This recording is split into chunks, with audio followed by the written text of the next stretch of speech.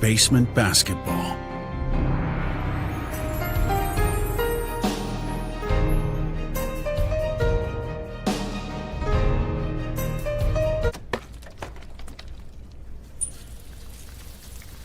We're good at your insurance. Start with Indiana Farm Bureau Insurance, online, over the phone, or in person, and stop knocking on wood. Mortgage Group. I've been teaching here at Guerin Catholic for 13 years. I've been assistant coach also for 13 years. And I think it's important in today's world that we have young people growing up with the morals and values of faith-based education. Hello, I'm Dwayne Thompson with Integrity Mortgage Group, and I support Guerin Catholic High School because I'm good friends and business partners with assistant coach Tommy Mascari. And any chance I have to support a Christ-centered education for today's youth, I take advantage of that opportunity and support in any way I can with my time, effort, volunteering, funds, and commercials like these. Together we soar. Guerin Catholic Sports on IndianaSRN, where you're always in the game.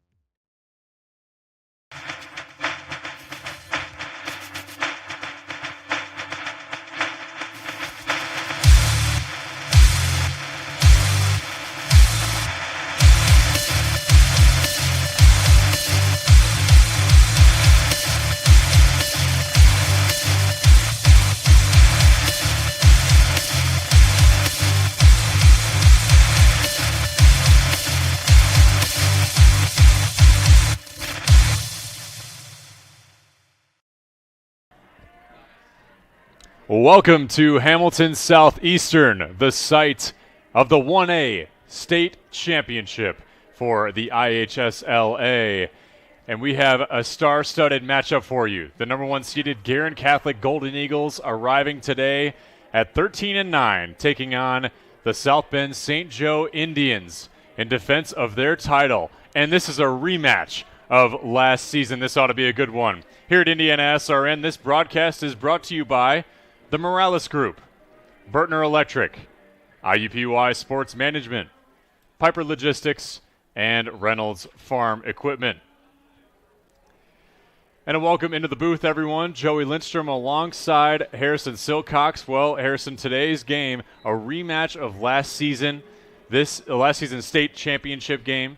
This feels like a revenge type of setting for South Bend St. Joe. Sam Margulis, we caught up with him over the phone on Thursday. He said as they're traveling through down to Fishers, you can just feel this sort of energy that there's unfinished business. But for Guerin Catholic, they're on the opposite side. This is their second state championship in as many years, and it feels like they're just ready to defend their title, defend their crown. How do you think both teams are going to fare today? I mean, I think there's going to be a lot of emotions that go into a game like this. When you're looking at a rematch of a state title game, one that was decided by just one goal last year as well, there are going to be a lot of emotions that carry over from last year and into this one. So I'm sure there's no love lost between these two teams. What I'm interested to see is who can keep those emotions in check in a game like this and settle in to a high pressure, right? This is a state championship. So, you want to play with that emotion, but you don't want to play with too much, and you want to make sure you're settled in and you're focused enough to where you don't let the pressure of a game like this, build up too much as you head into your biggest game of the season. I agree. Charlie Berry's squad started off the year 4-7. They went on a 4-game winning streak before their next loss, but since then, the 8 of the last 10 games they won. And going into the tournament, they defeated Evansville Memorial on May 29th, 15-6 to earn their spot in the title game. St. Joe, on the other hand, their motto has been one goal all year. In the semifinal, they defeated Brebeuf 14-8, and that game was tight all the way through to the fourth quarter, and then it went on a 5-goal run to eclipse that margin. You look at this offensive side for St. Joe. What kind of things can they do to penetrate this Guerin defense? I think you've got to be active, both with the ball in your stick and without the ball. Make sure the defense is keeping their head on a swivel, don't make it easy for them to keep track of whoever they're guarding. And then when you get your opportunities to shoot against this Golden Eagles defense, you got to make them count. Zenko is a very good goalie. I'm sure we'll touch on that throughout most of this broadcast, but when you get a goalie who's really good, when you get those looks, you got to make sure you hit him, because it can start to get frustrating if he's starting to make some saves that can impact shooting down in the game. So I would look to, some bounce shots are ones that coaches go to early on. If they always like when players use the earth a little bit more, get that bounce shot to go up, try to make the goalie have to guess on a ricochet. But I mean, we'll see. It's a tough Golden Eagles defense to crack, but I think St. Joseph has the pieces to do it. They've just got to get the right shots off. Zanko to the Merrimack commit in goal. Quickly before we head to break for the national anthem, what can Guerin's offense do against the St. Joe D? I think it's a similar thing. Know who your star players are, but also play as that unit. Don't give anything easy to the defense, and you want to make sure those shots count as well, because you never know when a goalie can get hot. And hot goaltending in the postseason can really, just amplify a team's ability to the max. The stage is set. Guerin, St. Joe, the rematch. On the way here on Indiana SRN, the exclusive home of the IHSLA State Championships for lacrosse. We'll be back. From warehousing to transportation and everything in between, Piper Logistics does it all. Centrally located, Piper Logistics has 2 warehouses in Indianapolis and a warehouse in Cincinnati, Ohio. Piper Logistics houses over 1 million square feet. Along with our transportation department, we can provide service to half the United States markets.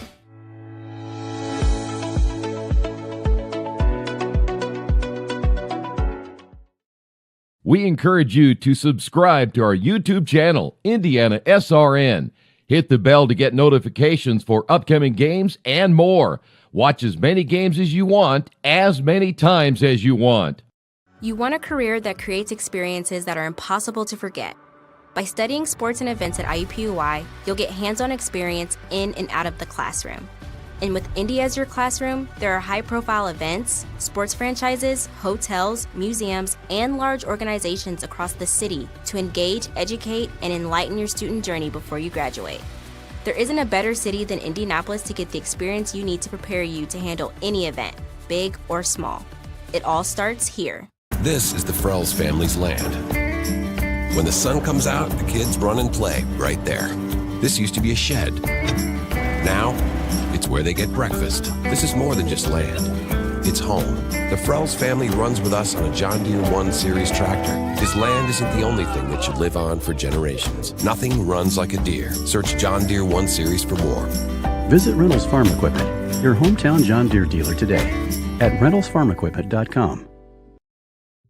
At Morales Group Staffing, we are all about building better futures. And during these times, we are working hard to put people to work.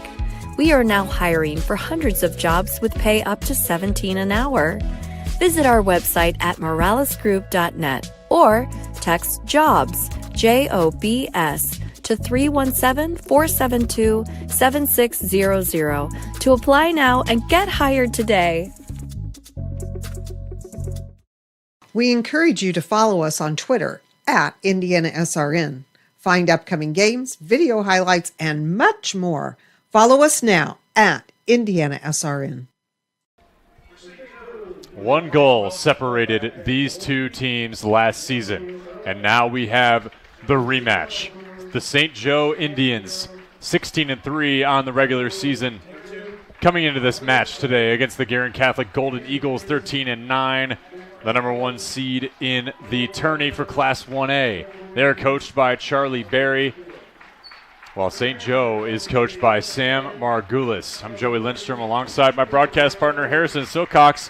Well, today, Harrison, this is the time for sweet revenge for St. Joe. We talked about that. But for Guerin, they're taking a much more relaxed approach.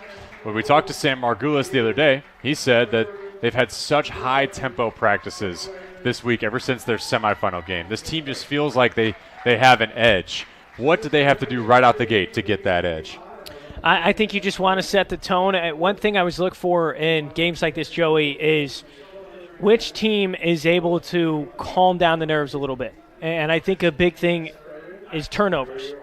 And you might see some early mistakes, some bad passes, a little bit of sloppy play and some ground balls, or just some uncharacteristic things from either one of these teams. And one thing I was looking for is who's able to settle in and calm the nerves first. And I think that's what's going to be key here as far as setting the tone here in this first quarter and really set the tone for your whole team. Both teams have an average goal differential of about 5. St. Joe with 4.81, Guerin with 4.91. That just shows you how much power both these teams have. And we're about to get started with the first face-off. We will have Jack Tobolski for St. Joe working against Noah Kaiser. What does winning the first face-off do for your team? It gets the sidelines pretty pumped up. You love getting that first possession. St. Joe is attempting to get that first possession.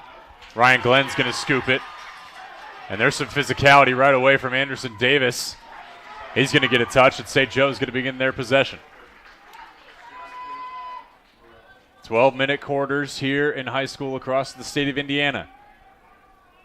We've been fortunate to see so much good lacrosse here in IndianaSRN. This is Antonio Morel. A lot of the offense running through him. This is Yergler, and St. Joe begins to get their set run.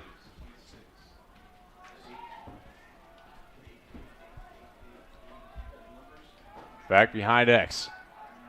Trying to dump it over. That was Joseph Sarator.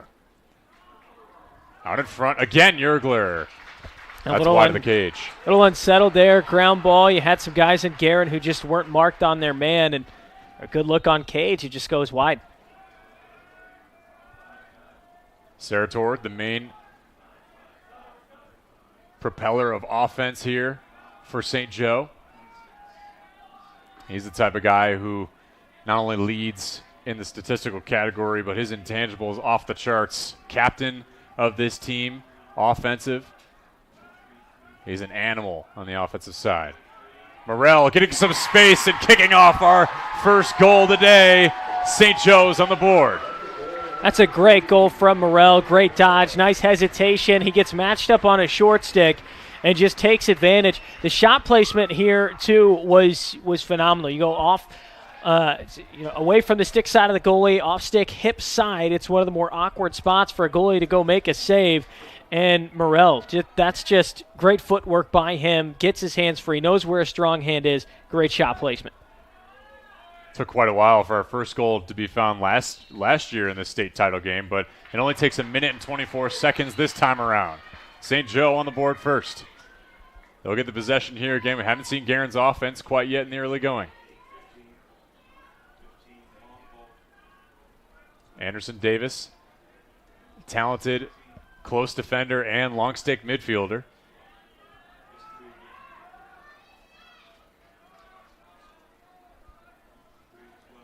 That was Morel's 37th goal on the season. He averages 2.5 per game. What kind of things are you looking for from the defense of Guerin? How early do slides come from this defense? We saw one there from Morel. No slide came to help out when he was able to dodge past a short stick. So how early do those slides come when some of the St. Joe's top offensive options start trying to initiate some offense?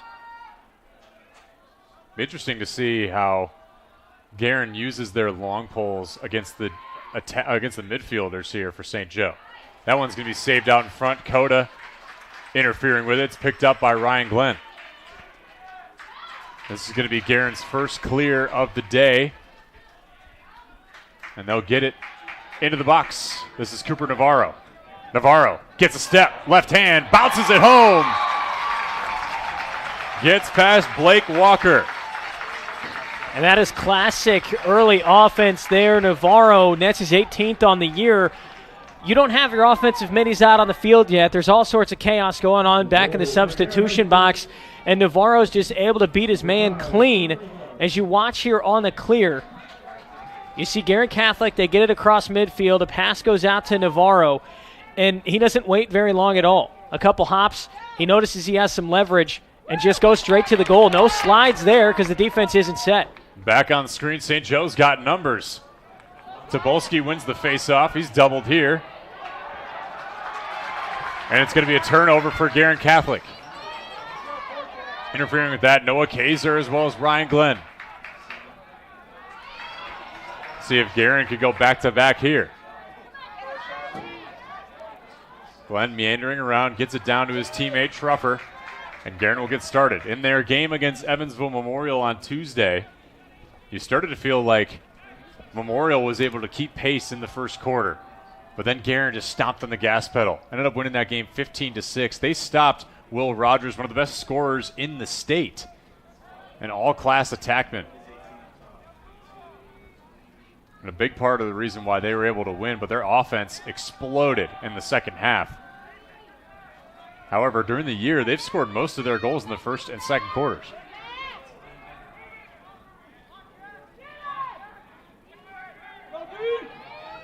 Working back up top. Eckrich giving some trouble. Nice move and a great goal.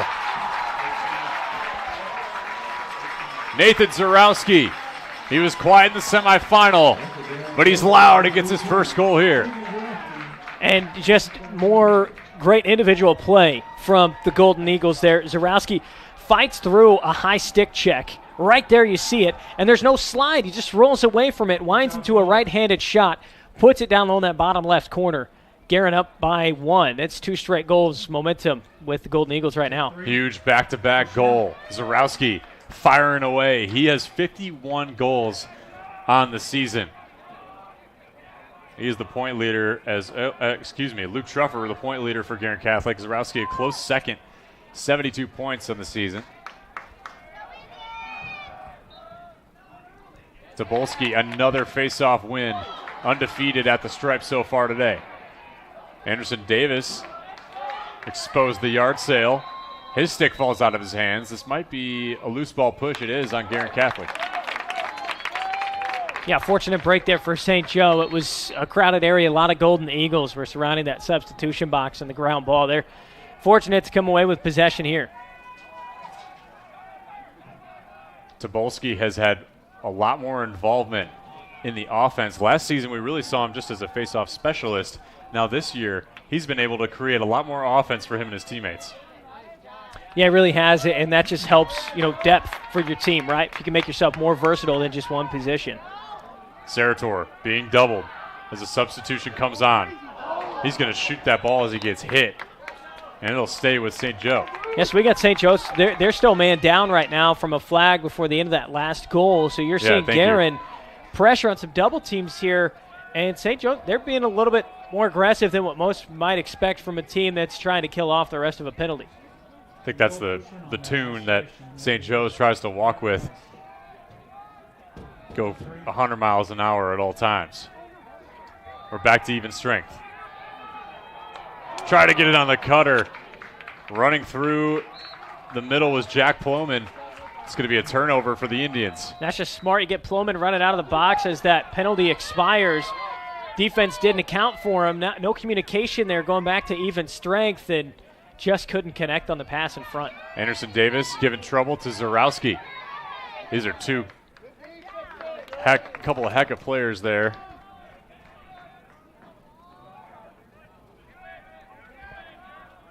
Guerin will work it around. Navarro hitting the cutter and shooting way over the cage. We got players active off ball. There's one thing we talked about in the pregame that'd be important here, and nearly winding up in a couple goals in the last few minutes. AJ Giacomowitz on that shot. He had 5 goals against Evansville Memorial in their semifinal win. But you're right. A lot of activity here today. Earlier today, we had South Bend Adams defeating Munster in the Club Invitational here in IndianaSRN. This shot wide of the cage. Evan Bear.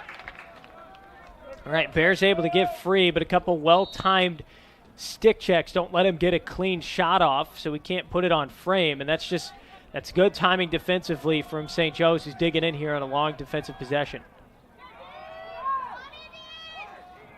Navarro tried to sneak it in. Anderson Davis's stick was in the way. It's going to be briefly scooped by Quinn Boyer, and now there's a scrum for the ground ball. Running ahead, getting the GB, Theo Mager.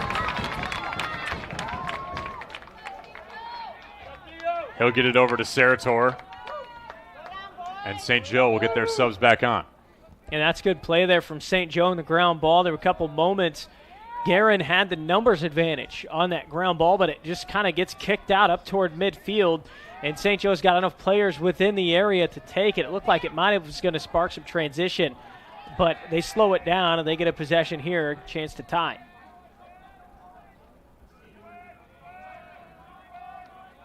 Now here's Morrell. Yeah, sometimes a kick is all you need. Yeah. Really to just get out of that scrum.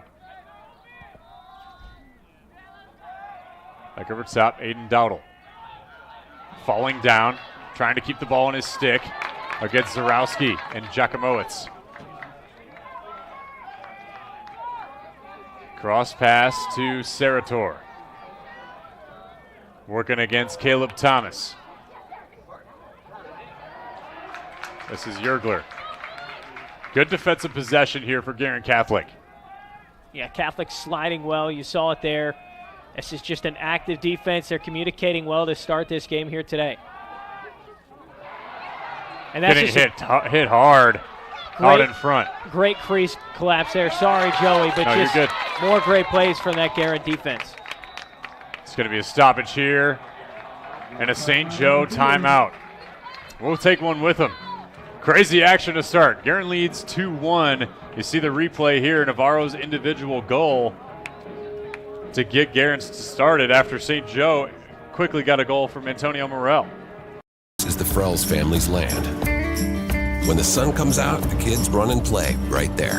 This used to be a shed. Now, it's where they get breakfast. This is more than just land.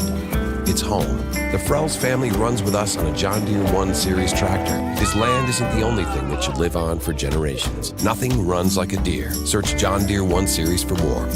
Visit Reynolds Farm Equipment, your hometown John Deere dealer today at reynoldsfarmequipment.com. Guerin Catholic leads 2-1 here in the early goings. 3:58 remaining here in the first quarter. Joey Lindstrom alongside Harrison Silcox. You know, when you think about the landscape of 1A, and this is, I believe, the first time we've had a repeat matchup for the state championship. Guerin Catholic, this is their second state championship in as many years. As far as appearances go, St. Joe, this could be their first state championship win today. And 1A has this group where it just feels like, I love that Guerin Catholic student section seniors bringing the couch.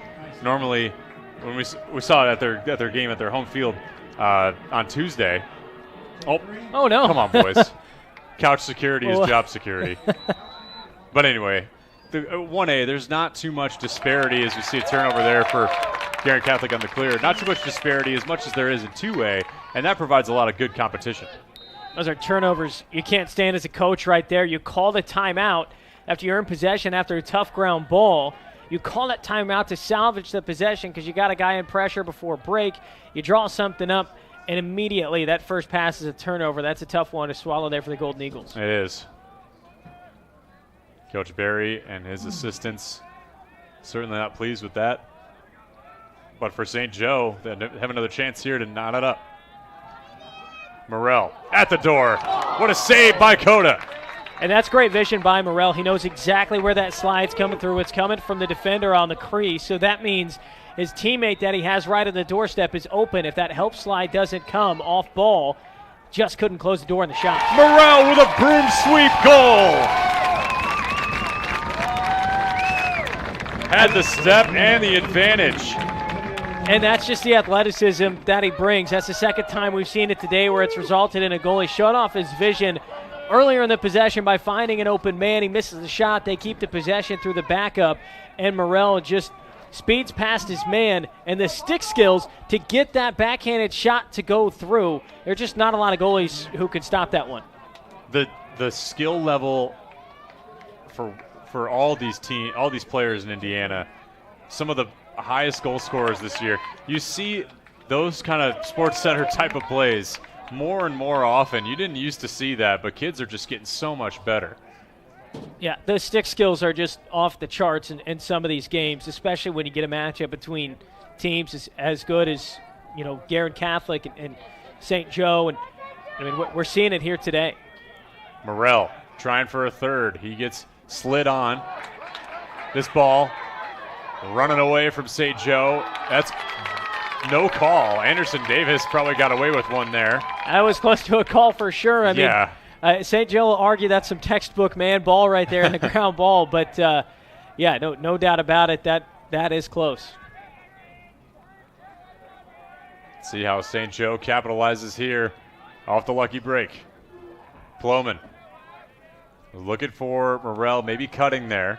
Guerin Catholic doing a great job with their spacing.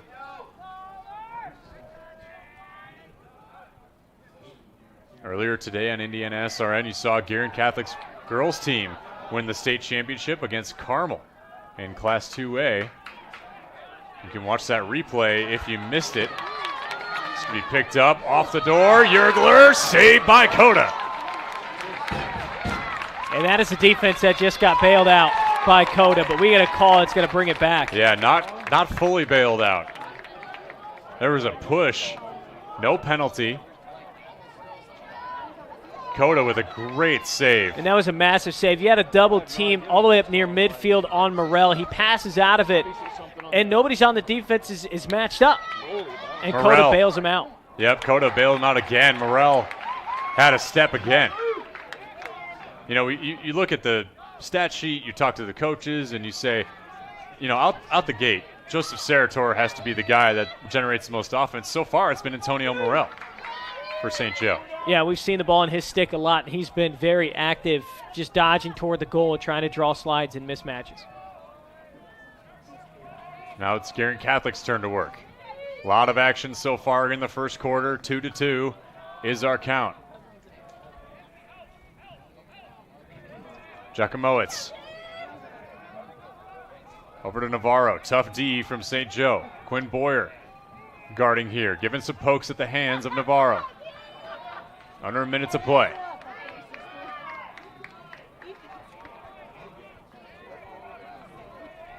Here's Zarowski.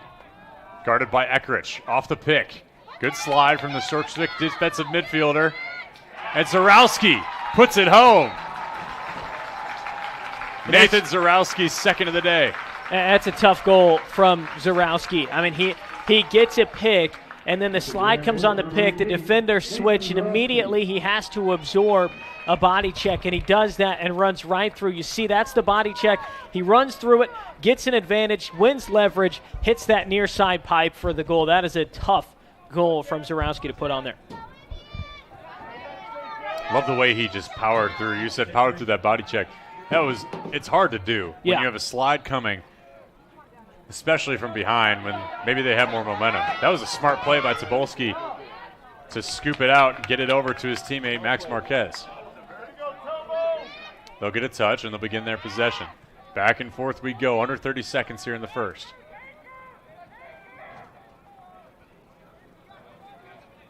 And here's Morrell. Last-ditch play here. Go ahead. One thing I like about Morrell's game is we see him everywhere on the field. He'll be behind. I mean, there you see he can't haul in the pass. But he'll play behind the goal. He'll play up top. He just kind of makes himself a threat from anywhere. Anderson Davis giving a yard sale to Max Nickel. 1.7 seconds. This will wind down the end of the quarter. What a great first quarter of action here at HSE for the 1A state final. Guerin leads 3-2 as you see Morrell broom sweeping their way into the second quarter. After the Marine Corps, I was diagnosed with PTSD and became homeless for 15 years. Like a hermit living on the street, I just existed. I came to Wheeler Mission. Wheeler operates on a culture of kindness. Going through their programs reminded me that my meaning in life is to serve God. God set me free from anxiety and depression. Before Wheeler, I just existed, but today I live. And we're back at Hamilton Southeastern. Joey Lindstrom alongside Harrison Silcox. 3-2 is our count. Guerin Catholic leads after 1. Harrison, it feels like this is the time for St. Joe, now that they have the possession, to tie it up here. But you know, the way Guerin Catholic has been performing so far, it feels like they just have an answer for everything St. Joe's been providing. Yeah, it really does. I think both these offenses have really impressed me. I think Morrell, I mean, I was kind of saying it before the break, he just makes himself a threat anywhere he's at on the field. But Guerin has timed their slides really well for the most part today, where when one of their defenders gets beat, you have that next help defender to come in, and just similar to what you see in a basketball game. And then when that first slide comes, they have that second slide there to cover up a pass, to find an assist in front. So I think that defensively, Guerin has matched up pretty well, and we've seen Coda kind of bail them out a few times there in that first quarter. And then from Guerin Catholic, I really like what they did. Their first goal of the game that Navarro was able to put in was just early offense in transition. Right as they were getting their offensive substitutes on the field, Navarro just kind of called his own name, took it to the goal, and scored in an unsettled opportunity. I really like Guerin Catholic taking advantage of those moments. I think they have the athletes to be able to do it. The second quarter begins, and Tobolski, nothing new. A big-time face-off win to begin. He's undefeated at the stripe so far. And take a second to remind you, we are brought to you by Empire Lacrosse, a proud supporter of the IHSLA.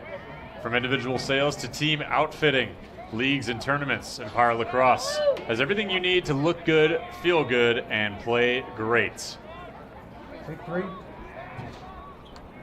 Starting with the ball, here's Ploman.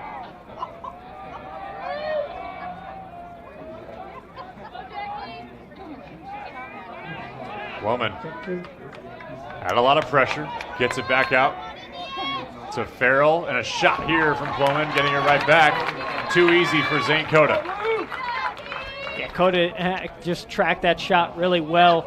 Those shots that far from the outside against a goalie as good as Coda, who's going to play at the D1 level, I mean, he'll eat those up all day. Merrimack College commit recently. It's big time for Zane. And he's been great all year in between the sticks. 60% save percentage. 218 saves coming into this one. Giacomowicz got some space at the door, was Truffer. Again, second chance outside the cage. Here's Navarro. Another chance out in front. Zarowski. No, that is Giacomowicz. And that's great vision from Navarro to find Giacomowicz inside. A couple holes opened up there defensively for St. Joe's, where some players flashed open in the middle. That's something that defensively they're going to want to sort out there, and just one too many opportunities. Finally, they connect on a pass inside, and Giacomowicz just great catch, shoot, off stick, hip side again. That's just great shot placement to put Guerin in front by 2. Yeah, you said it, hip side. That is a really hard spot for the goalie to save from. Another win for Tobolski. Try to get it over to Davis. Great check as he's falling down. Anderson Davis is an impressive LSM. Guerin gets it back, gets a touch. We got a flag down. Here from Jack Wagner. Yep, got a flag down to the back end. This is going to be on St. Joe. So as soon as they get possession of the ball, the clock will stop, and they will start man down. So Guerin can just go ahead and try to score a goal here. Now they have to remain within the box. I beg your pardon. They do not add this in this sequence. Here's Giacomowicz again.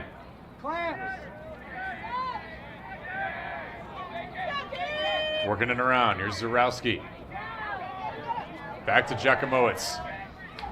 Great save out in front. Blake Walker. Hey, top of key. St. Joe needs to turn this ball over. Guerin feeling the momentum. Zarowski had a step. Going to be clamped. by Walker, and St. Joe will begin their penalty kill. Yeah, Walker's had some really nice saves here on this possession. Now he's probably going to have to do it again as his defense is going to be man down here. Another timeout here for St. Joe. We'll take one with them. You're watching the exclusive home of high school lacrosse in Indiana on IndianaSRN.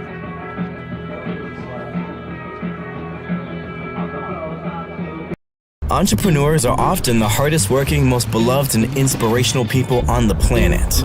People who lead with heart and are fueled by passion. People like Randy, who found time while running his restaurants to put 3 adopted kids through college. Like Rebecca, who switched careers as an architect to achieve her dream of opening a music venue. And Mia, who turned an after-school hobby into an online floral empire. Entrepreneurs put the time in, lead by example, spark ideas, and impact communities, all while shaping the financial future of their families. Nearly 1 million entrepreneurs trust Heartland to provide the technology to make money, move money, manage employees, and engage customers. Because we're entrepreneurs, we're people, and we get it. Out of the timeout, Guerin Catholic leads St. Joe 4-2, and St. Joe will be a man down after the slash by Anderson Davis. On the back end, they'll be down a man for 1 minute.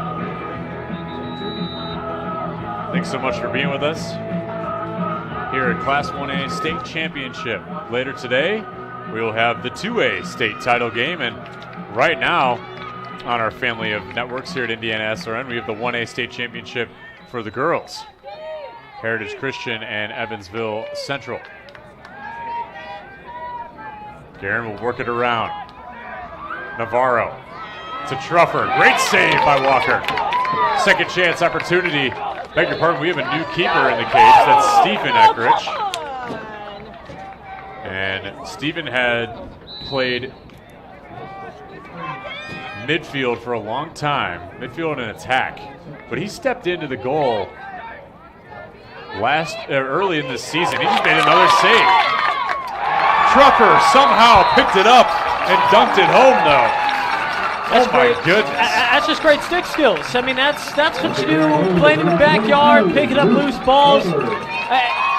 That to be able to grab that rebound in traffic the way he just did, and the quick hands to get his stick up near his helmet and shoot it up high and score there is just ridiculous. You see the great save from Eckrich, and then how does he get that's a one-handed ground ball through a stick check, and he buries it. That was some strength. A one-hand ground ball right there.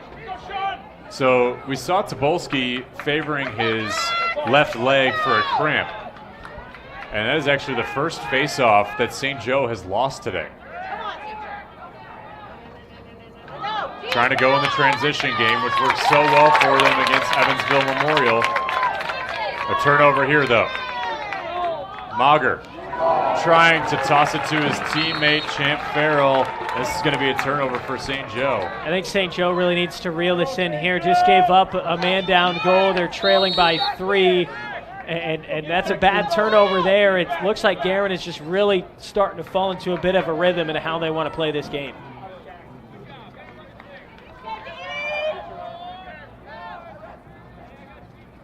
Truffer and Guerin Catholic looking to build on their 3-goal lead. We had a feeling that this game might have more scoring than last year's state title game, which ended at about a 6-5 for Guerin Catholic. Here is Giacomowitz. Ripping the top corner. A.J. Giacomowitz gives Guerin their 6th goal. That's his 2nd of the day. And this is just a rocket of a shot. And it's tough for Eckrich coming into this game. You know, I don't know how warmed up he was in the pregame, but have to come into this game, get his number called a little bit unexpectedly. Giacomowitz just fights through a couple stick checks there. You've got to get your hands on his hips and not let him get his hands free like that. But when he does, and he makes you pay, that's a great shot from him. Tobolski is back out there on the faceoff. You're right, that was a great shot. Not many high schoolers can make that shot on the run like that. That was very impressive. He had 5 goals in their semifinal game. He's already got 2 today. It is 6-2 Guerin Catholic as St. Joe gets to work. Yeah, I think they really need some offense here to kind of kill some of the momentum that the Golden Eagles have gotten here in the last quarter and a half. Here's Farrell.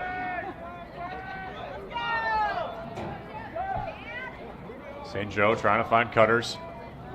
This is going to be a missed pass once again, but great defensive backup there by Boyer at the stripe.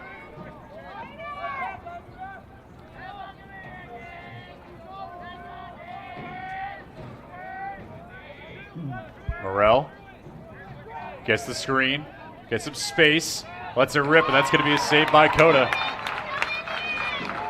Yeah, I think Morrell did everything right there, but we kind of talked about it at the pregame. When you get a chance to get your hands free and let one loose, I mean, you've got to be able to beat Coda, and it's a tall task. He's one of the better goalies you'll find in the state. Zarowski tried to get a quick pass down to Butts, and that's going to be a turnover for Guerin. Great sight here at HSE. Second year in a row they've hosted the state championships and the club invitational. Ball's loose after the errant pass. Back up in the air. Zarowski picks it up.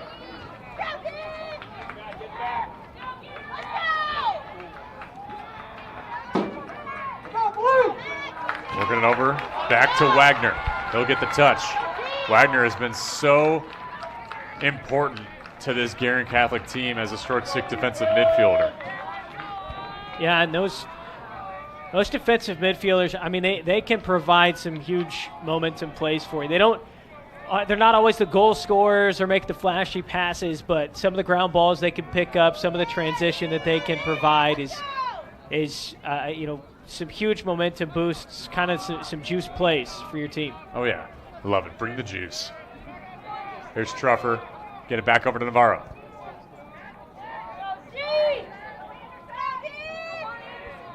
Zarowski defended by Davis. Davis tried with a trail check. It is successful. Anderson Davis, another turnover. The most active defender in Class 1A, arguably. Yeah, that's good for St. Joe. Defensively, right, you force that turnover. You've given up a couple goals here recently, but force a turnover, nice possession there for your defense too, and they're going to hope that builds some confidence moving forward. Tough pass, but a great opportunity. Sarator dunks it in!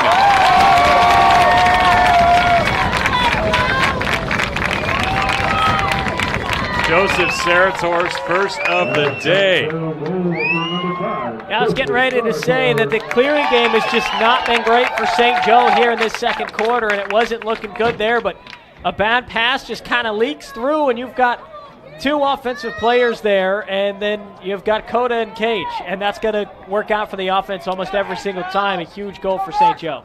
As a former defender, you never want to let the attackman fall behind you exactly. for something like that. Came back to bite Guerin Catholic. Here comes Tobolski again. Numbers. Morrell was trying to go with the behind-the-back shot.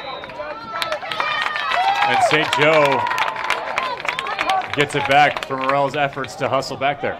Yeah, I think he was in the right spot for that behind-the-back shot, but the positioning of Charlie Storty, who was kind of behind him when he got that shot off, it just hit Storty right in the back. So a fortunate break there for the Golden Eagles. Morrell was in an interesting position there, right in front of the cage like that.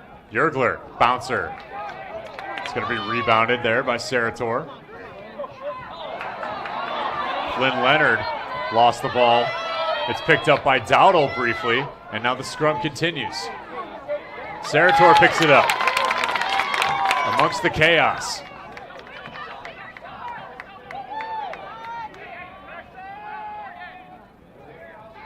That one's saved out in front by Coda. Champ Farrell's attempt doesn't go. It's going to be a timeout for Guerin Catholic as Coda takes possession. A lot of spirit in the crowd so far. St. Joe crawling back, down 3 as we approach midway through this game. You want a career that will transform your life while you change the lives of others by helping them live well. With a health or exercise sciences degree from IUPUI School of Health and Human Sciences, you will gain an in-depth understanding of the healthcare industry while preparing you for a variety of graduate and professional programs in health. And with Indy as your classroom, you will have clinical options within leading hospitals right in our backyard, as well as a degree from Indiana University, reputable leaders in the healthcare industry. It all starts here. Can't get to a computer? Then we've got you covered. Just go to the IndianaSRN app and stay up to date with all of your favorite teams. You can watch live coverage or relive the experience with our on-demand service.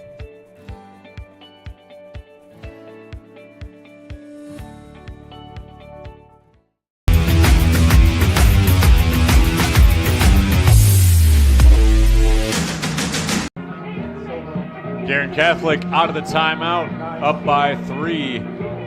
See them hanging their flags that they walk onto the field with.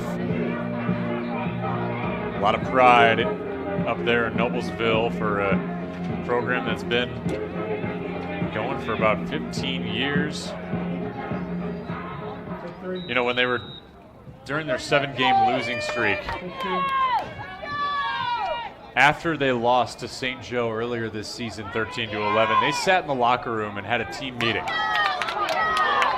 They said they want to lay out 3 goals. Number 1, win conference. Number 2, force the state title to go through Guerin Catholic. And 3rd, go undefeated their out-of-state games. They've achieved 1 with winning conference.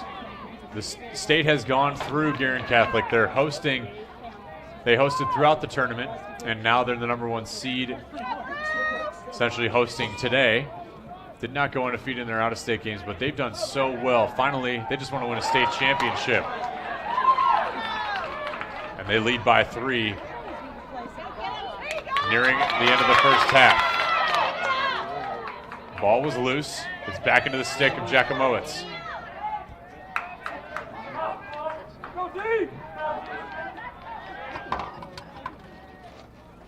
Back up to Navarro.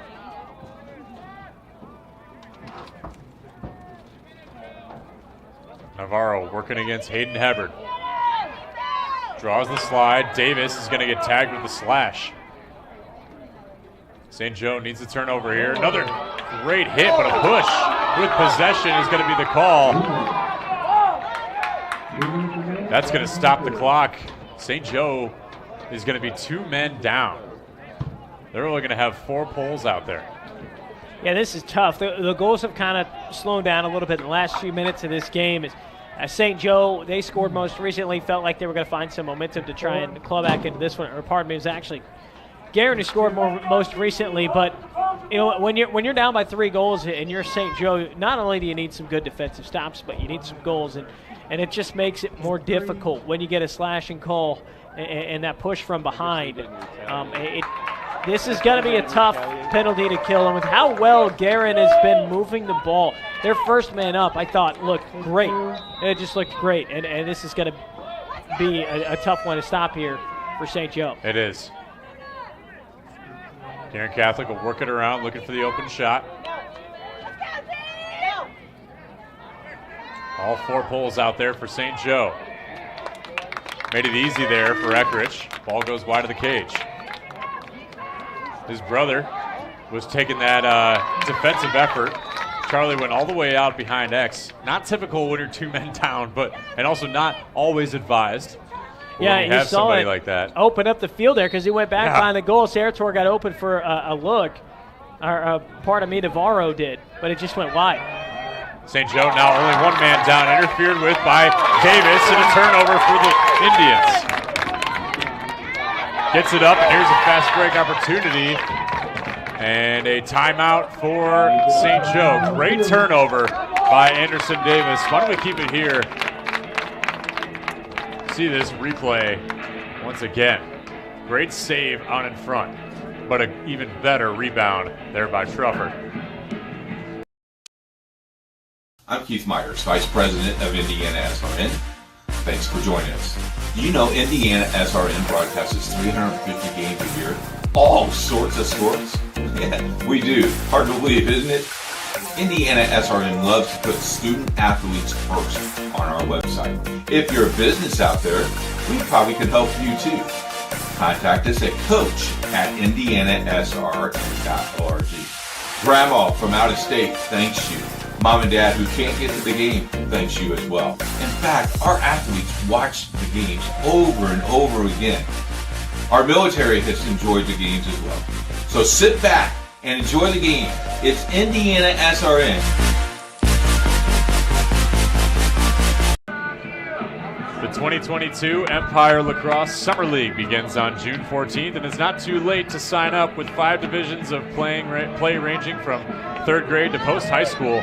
We have opportunities for you to keep playing throughout the summer. Learn more at EmpireLax.com. Empire Lax, your source for all things lacrosse, established in 2004. Their mission to be recognized as a leader in their industry by offering excellent service, competitive pricing, and exceptional playing opportunities. St. Joe off to a great penalty kill start. They got one man back, but they're still one man down. Antonio Morel will be doubled, and now they're back at even strength. Morel possibly getting tired, chasing away, and an errant pass turns that ball over. Can't have that. Too many turnovers here in this second quarter for St. Joe. They've just cost themselves way too many possessions with passes like that. Caleb Thomas gets it over to Truffert, and Guerin will get started.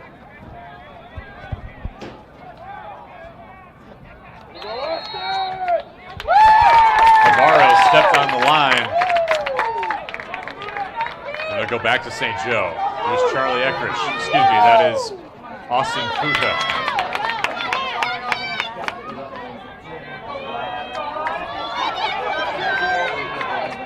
Morel almost drew the slide. Back up top, Davis. He's an offensive threat, even with the long pull. That shot goes way over top. Final 3.8 seconds to go here.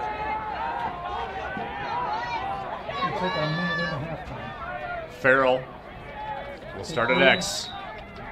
Last-ditch effort here. Tobolski falling down. It's going to be saved by Coda, and that'll take us to the end of the first half.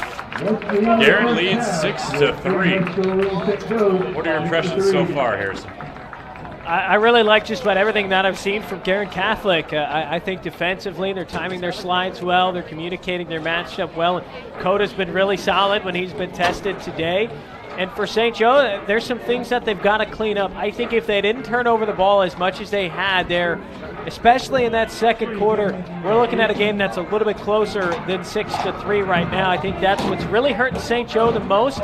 And I think they've just got to find higher quality shots, higher percentage looks, I think is the best way to put it, to try and score past Dakota, because that man's been a brick wall. If you're shooting while fading away from the goal, or you've got a defender's stick on your hands, then it's tough to find the shot placement under pressure to get it past Dakota. So I like what they're doing. I like the offense going through Morel. I just think they need some higher percentage looks. Our score, 6-3 at half. Guerin leads. Great analysis by Harrison Silcox. We'll be right back after our halftime show here on IndianaSRN. Becoming a licensed sports official is a great way to make a positive difference in the community and support the over 160,000 Indiana student athletes that participate across 22 IHSAA sports. Sports officiating allows you to stay connected to the game, become a role model for our young student athletes, earn extra money, and support the patrons and communities of our IHSAA member schools. To learn more about becoming a licensed IHSAA official, log on to ihsaa.org/officials today.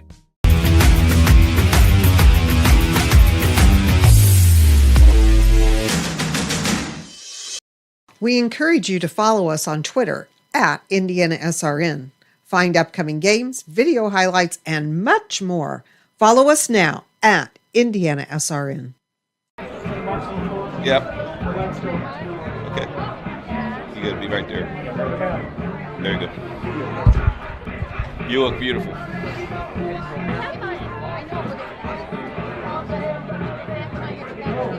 Oh, get back at halftime. Sorry. Score 6-3, Guerin Catholic and St. Joe. With us is Brian. Brian is, you do stats, you do photography, you do videography, yeah. And well, a lot more than that. You gave me a Coke earlier today and some popcorn, so I'm set, ready for game number 2. Good.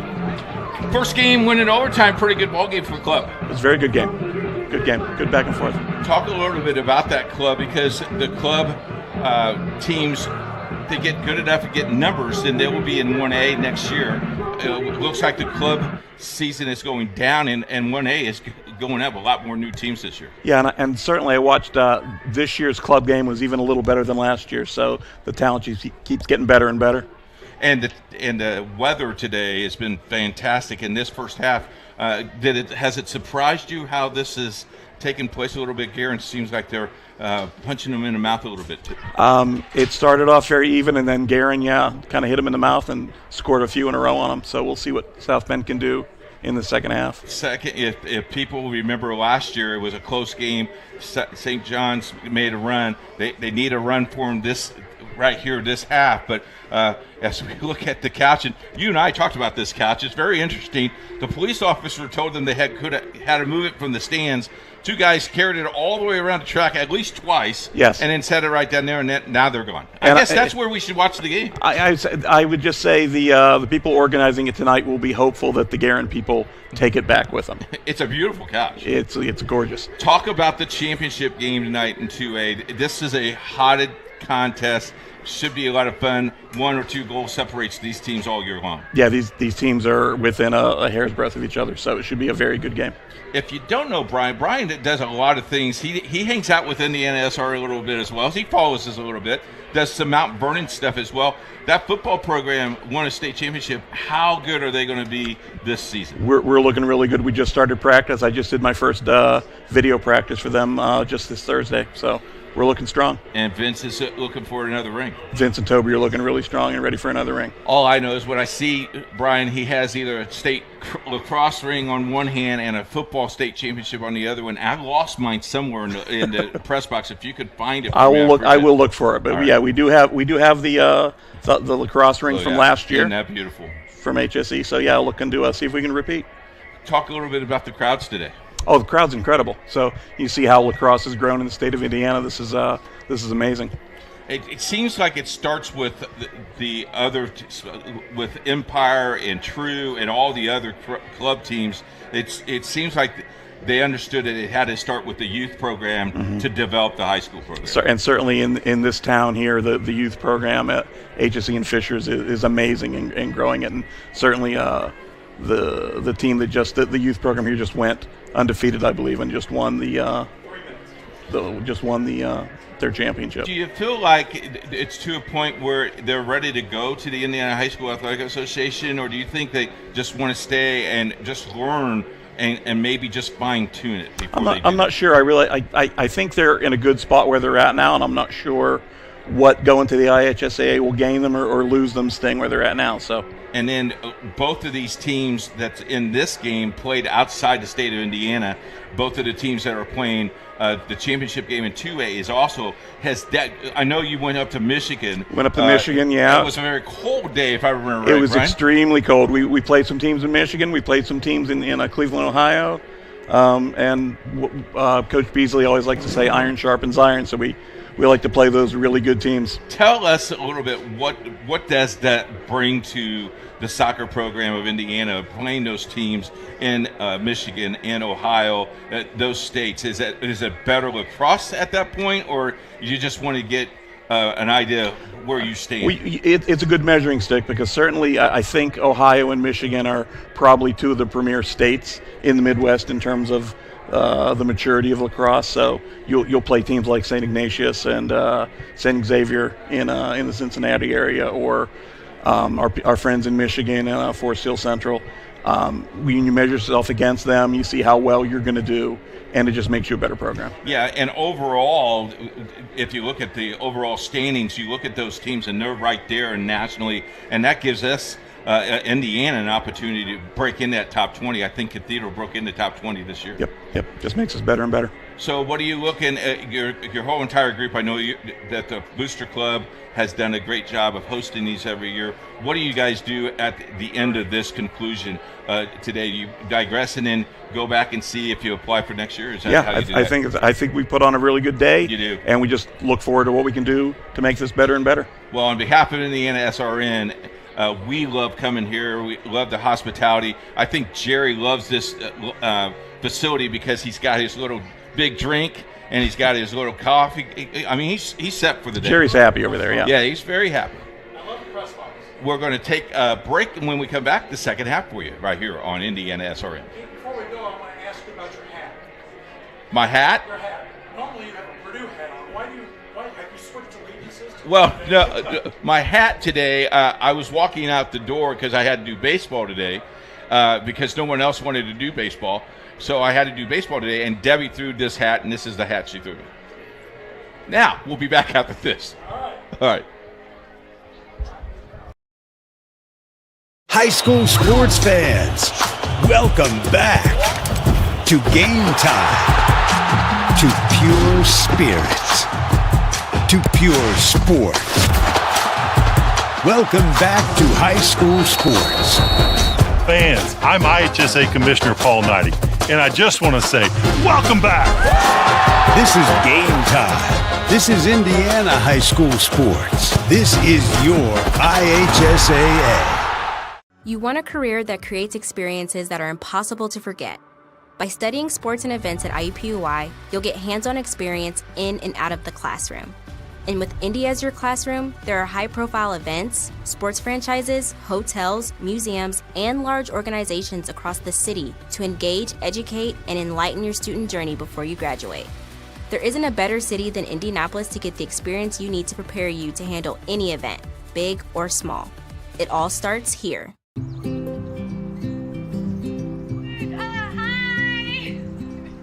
You're good at making big announcements.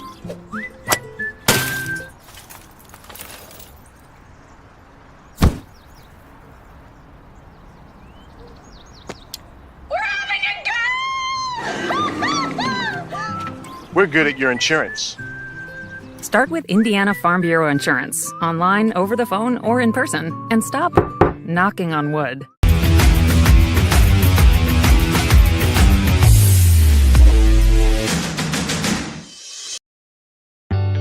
From warehousing to transportation and everything in between, Piper Logistics does it all. Centrally located, Piper Logistics has 2 warehouses in Indianapolis and a warehouse in Cincinnati, Ohio.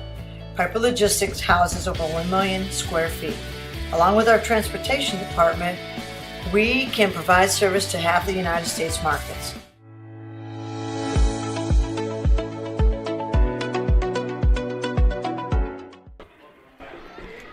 (6-3) is our score back at HSE. Thanks to the coach, Keith Myers, and Brian for that great interview. A bit impromptu, but they did a great job, I thought. Guerin Catholic had stormed away from St. Joe. They have led by as much as 3. And after it was tied 2-2, they go on that run, Harrison. And it felt like they had just sucked all the momentum away from South Bend St. Joe. So the Indians get 2 more penalties in a row to go down 2 men. But they've really sustained what could have been a worse situation. Yeah, I think the big thing is set up before halftime. They've just got to clean up some of the turnovers that we saw in there in the second quarter, some bad passes sailing over players' heads, clean some of that up, and I think St. Joe can climb back from this 3-goal deficit. Face-off violation on Tobolski. He only lost one. Actually, St. Joe, lost 1 face-off in the first half, and it was when he wasn't out there, so he's been perfect at the stripe, minus that violation right there. Yeah, that's not the best way. Mention want to limit the turnovers. I mean, a face-off violation, I kind of consider that a turnover in a lot of situations. Here's Trufford. Leading goal scorer for Guerin Catholic. Or scorers, excuse me. Bear out in front, saved by Eckrich. Stephen Eckrich stepped in for Blake Walker, and he has been awesome given the circumstances. Yeah, he's faced a lot of shots. He's made some big saves as well. That was a pretty big one there, Joey.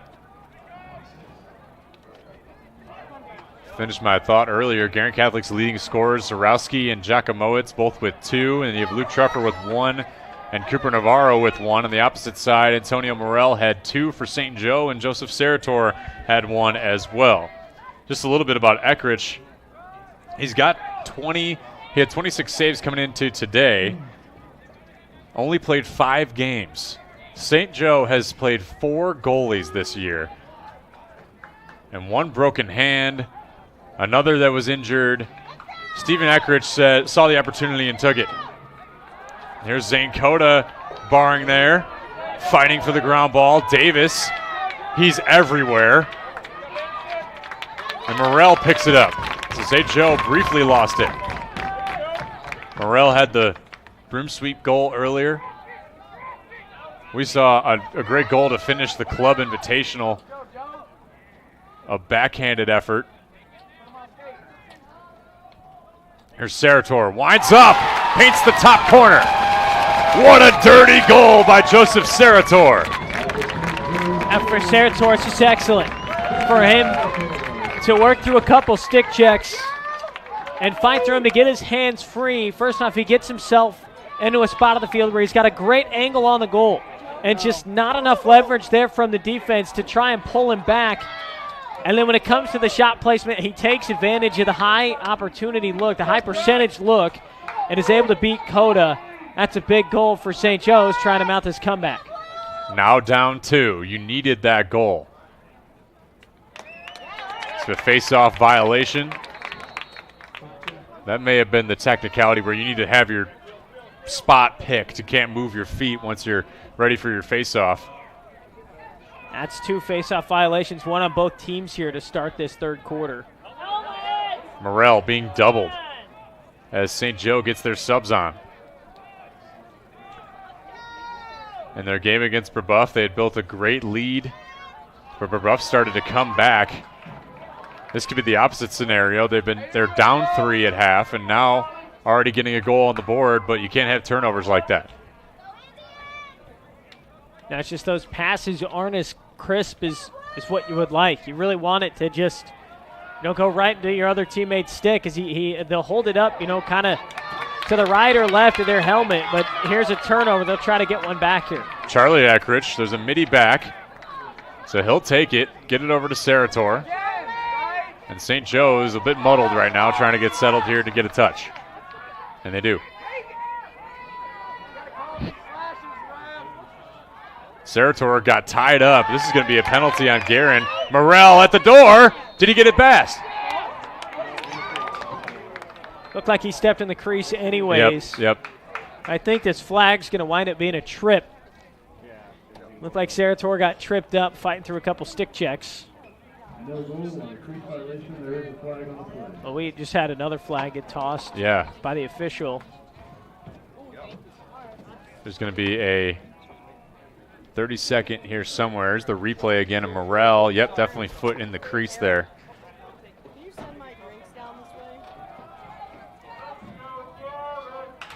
We'll see.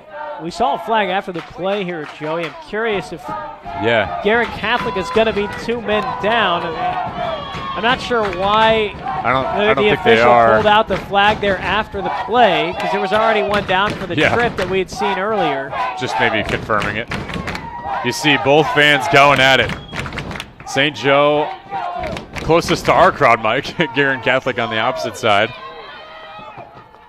Pounding the stands here at HSE, who have been terrific hosts on this day today.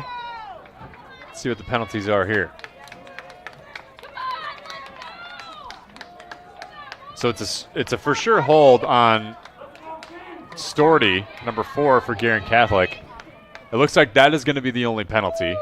I'm not sure what the second one would have been for, though. I didn't see any extracurriculars. My first thought, right, after a play like that where you don't see really any pushing and shoving, was maybe somebody said something. But, I mean, clearly there was nothing to it because it winds up getting picked up anyways. Right. Guerin Catholic has a different type of shell when they're man down, but they have Jack Wagner sticking in there in between everybody. That shot wide of the cage. And Wagner will go play as the ex-defender as well. But you see Morrell here, he has the ability to get a step on anybody. At the door, Tobolski with a worm burner. And I like that look going to the inside. I'd like to see Tobolski kind of try to put a little bit more oomph behind that shot. We're back at even strength. Yeah, definitely. It looked like he didn't quite get all of his power underneath him.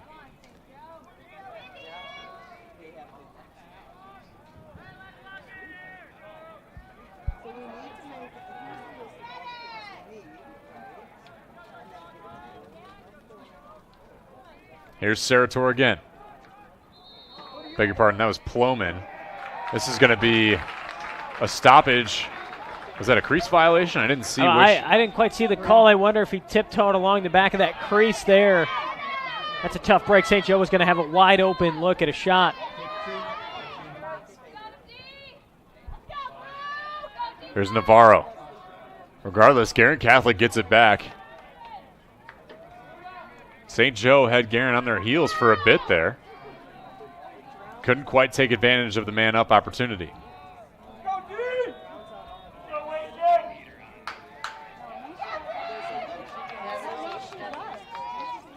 Jacomowitz and Guerin looking for their 7th goal of the day.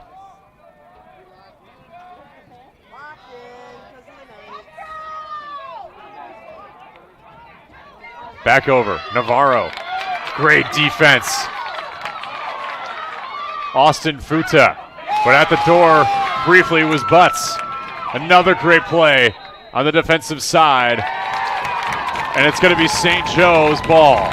That's great defensively from St. Joe's. I mean, Guerin Catholic is moving the ball around well. They're making the defense move. They're making them think. They're making them slide. And St. Joe is just able to slide and meet every single one of those passes and force some turnovers on the inside.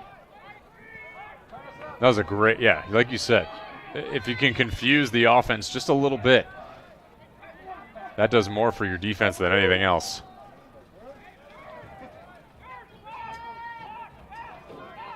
Sarator over to Yergler. Got to appreciate the way that this game has gone. It's physical.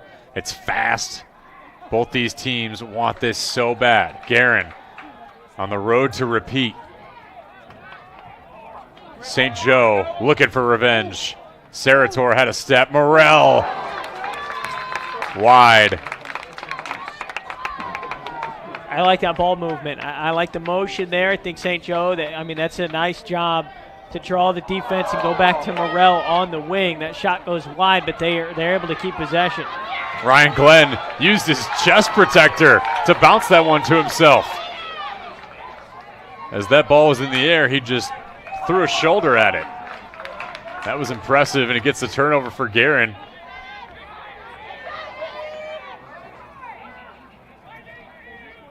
Futa defending Truffert. Alex Hemsey in front of Bear.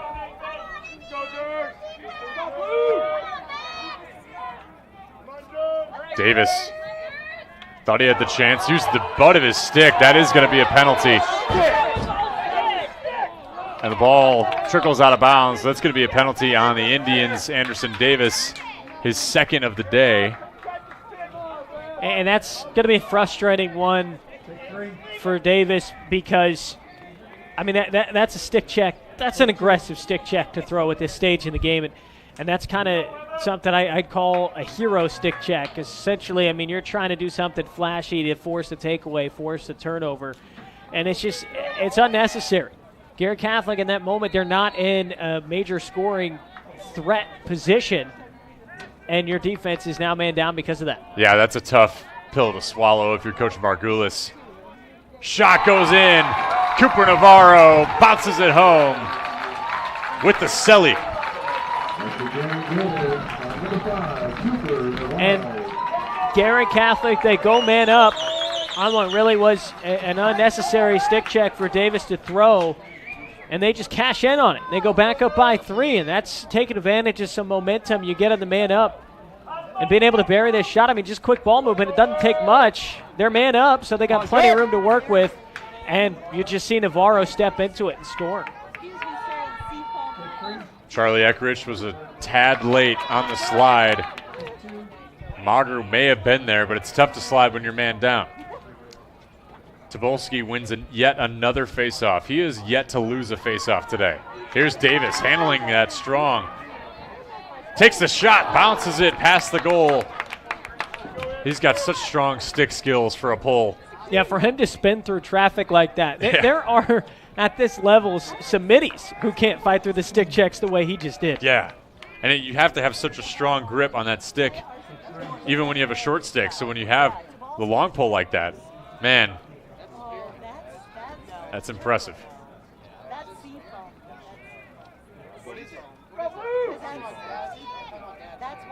Anderson Davis, a junior. So this St. Joe team has a ton of juniors, with a couple seniors who lost to Guerin last year that want this sweet revenge. Here's Sarator. Left hand, got a step. Saved by Coda. And that's just another one of those. It's a low-angle shot, and Coda will eat those up all day. Truffer at the door, butts past the cage. No way! And tripping Austin Futa in the act of diving for the ball. Yeah, I think this is a point in this game right now where I mean, St. Joe's got to find a way to manufacture some stops on defense and get some goals here, because this third quarter is really flying by, Joey. It sure is. 3:30 already. Zarowski, Giacomowicz, both with 2 goals today. Navarro with another 2. Evan Baer, shot goes wide. We got another flag down, too. A hit that comes late after this shot. And this is not, if you're St. Joe, you just can't do this late in this game, down by 3. You've got to be a little bit more disciplined here as we near the stretch of this game. Yep, that's their 5th penalty of the day. Guerin Catholic faithful wanted to capitalize on the opportunity.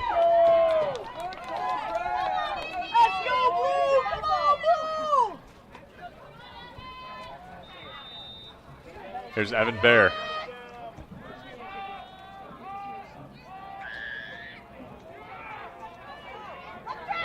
Navarro, quick movement here from Guerin Catholic. Try to get it into butts in the front of the crease. That's going to be a turnover if St. Joe can clear here.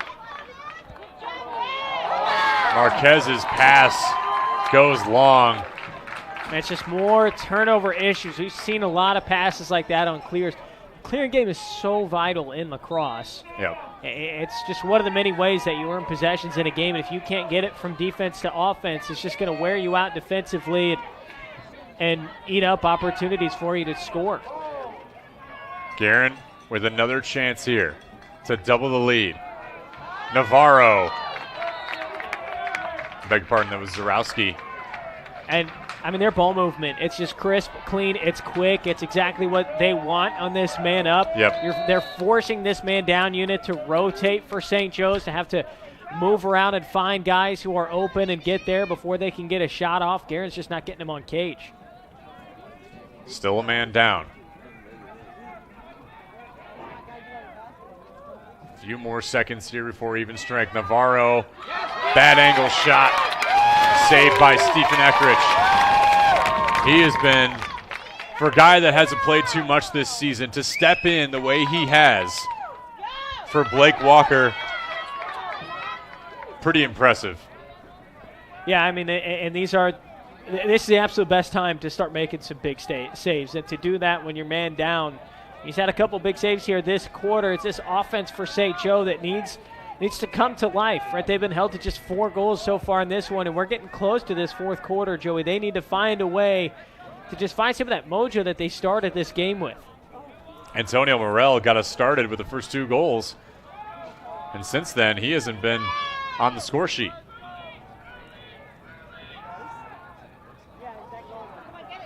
Errant pass gets recovered for Antonio Morel.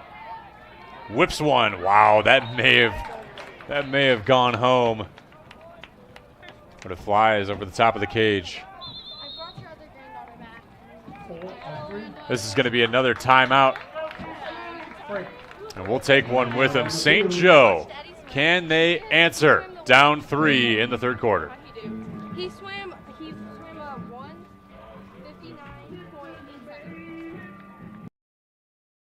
Bertner Electric Incorporated has been proudly serving our residential and commercial customers with quality electrical repair for over 33 years. We are fully licensed and insured in electrical wiring and electrician service packages. You'll receive a competitive assessment, whether you're a homeowner or a business owner, first-time or long-time customer. We offer free estimates for any new project. Call our licensed and experienced electricians today.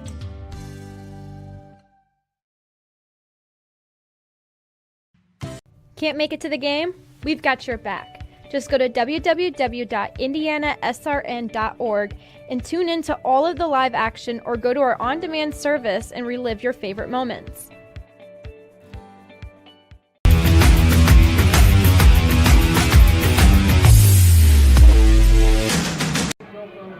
(7-4) our count here at HSC. Guerin Catholic in front. St. Joe has the possession with a chance to get within 2. Joey Lindstrom alongside Harrison Silcox. You know, I think about the state right now of lacrosse and the environment we're seeing and how much better all these kids are getting. All this talent is on display. 1A schools and 2A schools just keep getting better. Yeah, they really do. And I mean, what we've seen today, I mean, so far, the club game was fantastic. Overtime, 6-5 game between Munster and South Bend Adams, 2 teams outside of this Indianapolis area coming down here to put on a great show. And I mean, the talent here today, some of the goals we've seen from both teams, the sport is just growing so much here in this state, and you love to see it. Respect the Midwest. Tobolski's ball out of his stick. Can he get it back? Battling here with Jack Wagner. Tobolski wins it. Didn't step out. Sarator's got a step. Off the post. Boy, that could have been huge for St. Joe. That's such a tough break to hit the pipe there. Defense was unsettled. You had a great look. You had Coda beat. Just rings off the pipe. There's Morel. Ryan Glenn, good D on him.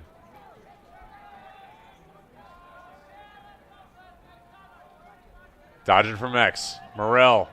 Slide comes through. Great work by Storty. And a yard sale check.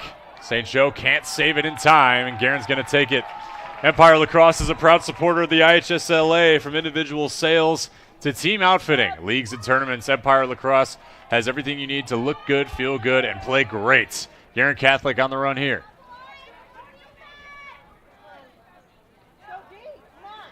Tough hit, Anderson Davis.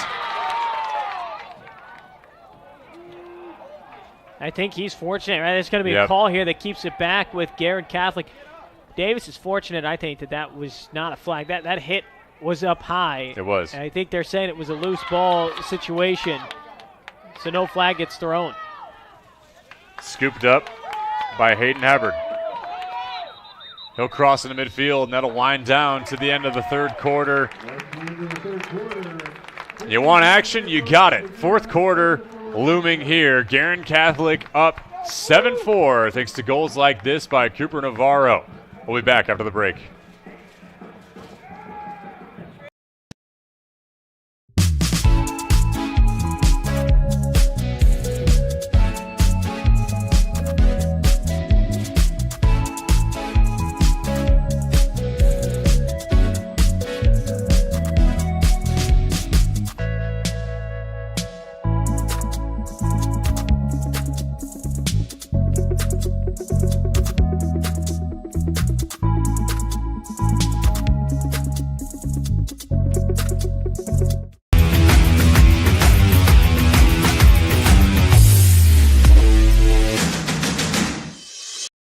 We encourage you to subscribe to our YouTube channel, IndianaSRN. Hit the bell to get notifications for upcoming games and more. Watch as many games as you want, as many times as you want. Welcome back to Hamilton Southeastern. We're getting ready to start the fourth quarter. The 2022 Empire Lacrosse Summer League begins on June 14th, and it's still not too late to sign up. With 5 divisions of play ranging from 3rd grade to post-high school, we have opportunities for you to keep playing throughout the summer. Learn more at EmpireLax.com. Empire Lax, 9700 Lakeshore Drive, East Suite B in Indy, or online at EmpireLax.com. Thanks so much for being with us. Guerin leads by 3, and St. Joe is trying to mount a comeback, and they could get it started here from the efforts of Jack Tobolski, who has not been defeated at the faceoff stripe yet today, minus a violation.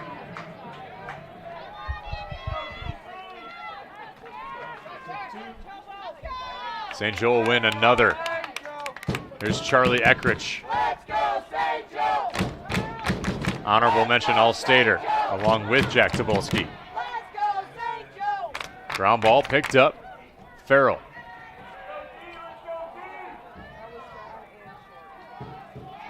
Here's Sarator.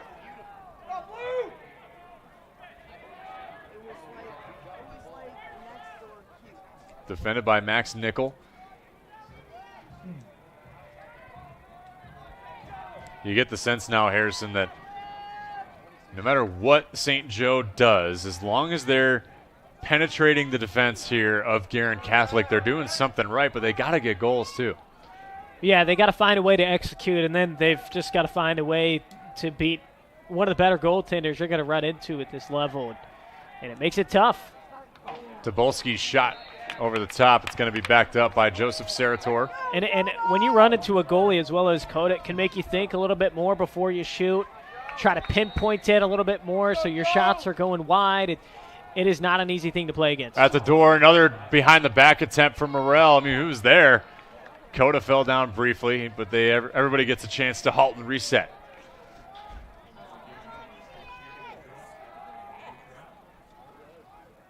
Here's Yergler. Over to Morrell.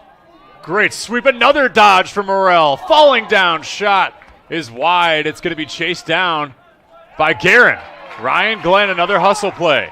That shot that Morrell is able to get off there is ridiculous. That was crazy. It is unfortunate that he's not able to score on the end of that because, I mean, you almost want to give him the goal just because of how impressive it was for him to hang on to that ball and kind of toe drag his way through around the crease, around a couple defenders. And now officials are going to have a conversation here. I'm not sure what about. But that race to the end line, I mean, from our view up here, Guerin Catholic was closest. So they're going to wind up with the ball. I can't tell what player that is, Joey, but yeah, I can't see the number either.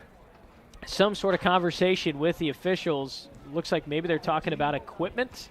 Looks like that is Max Nickel. They're checking his long pole.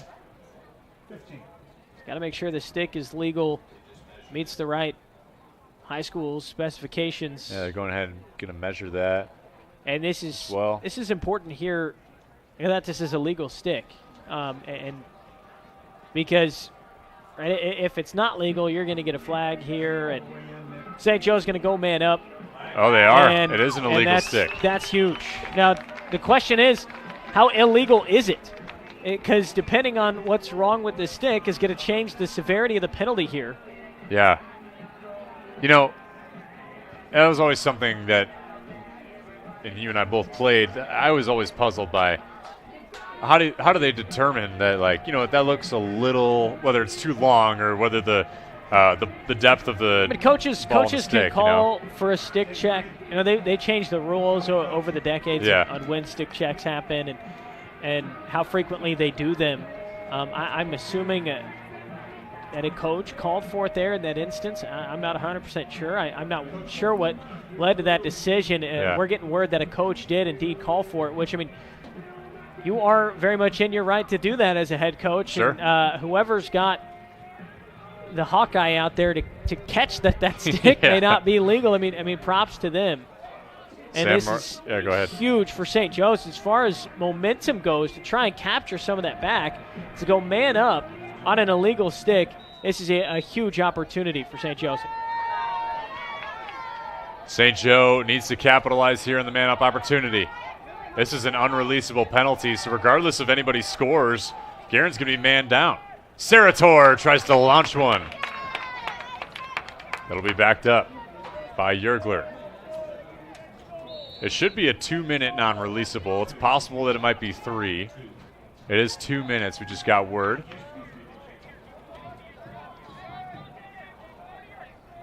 Morrell sniped it.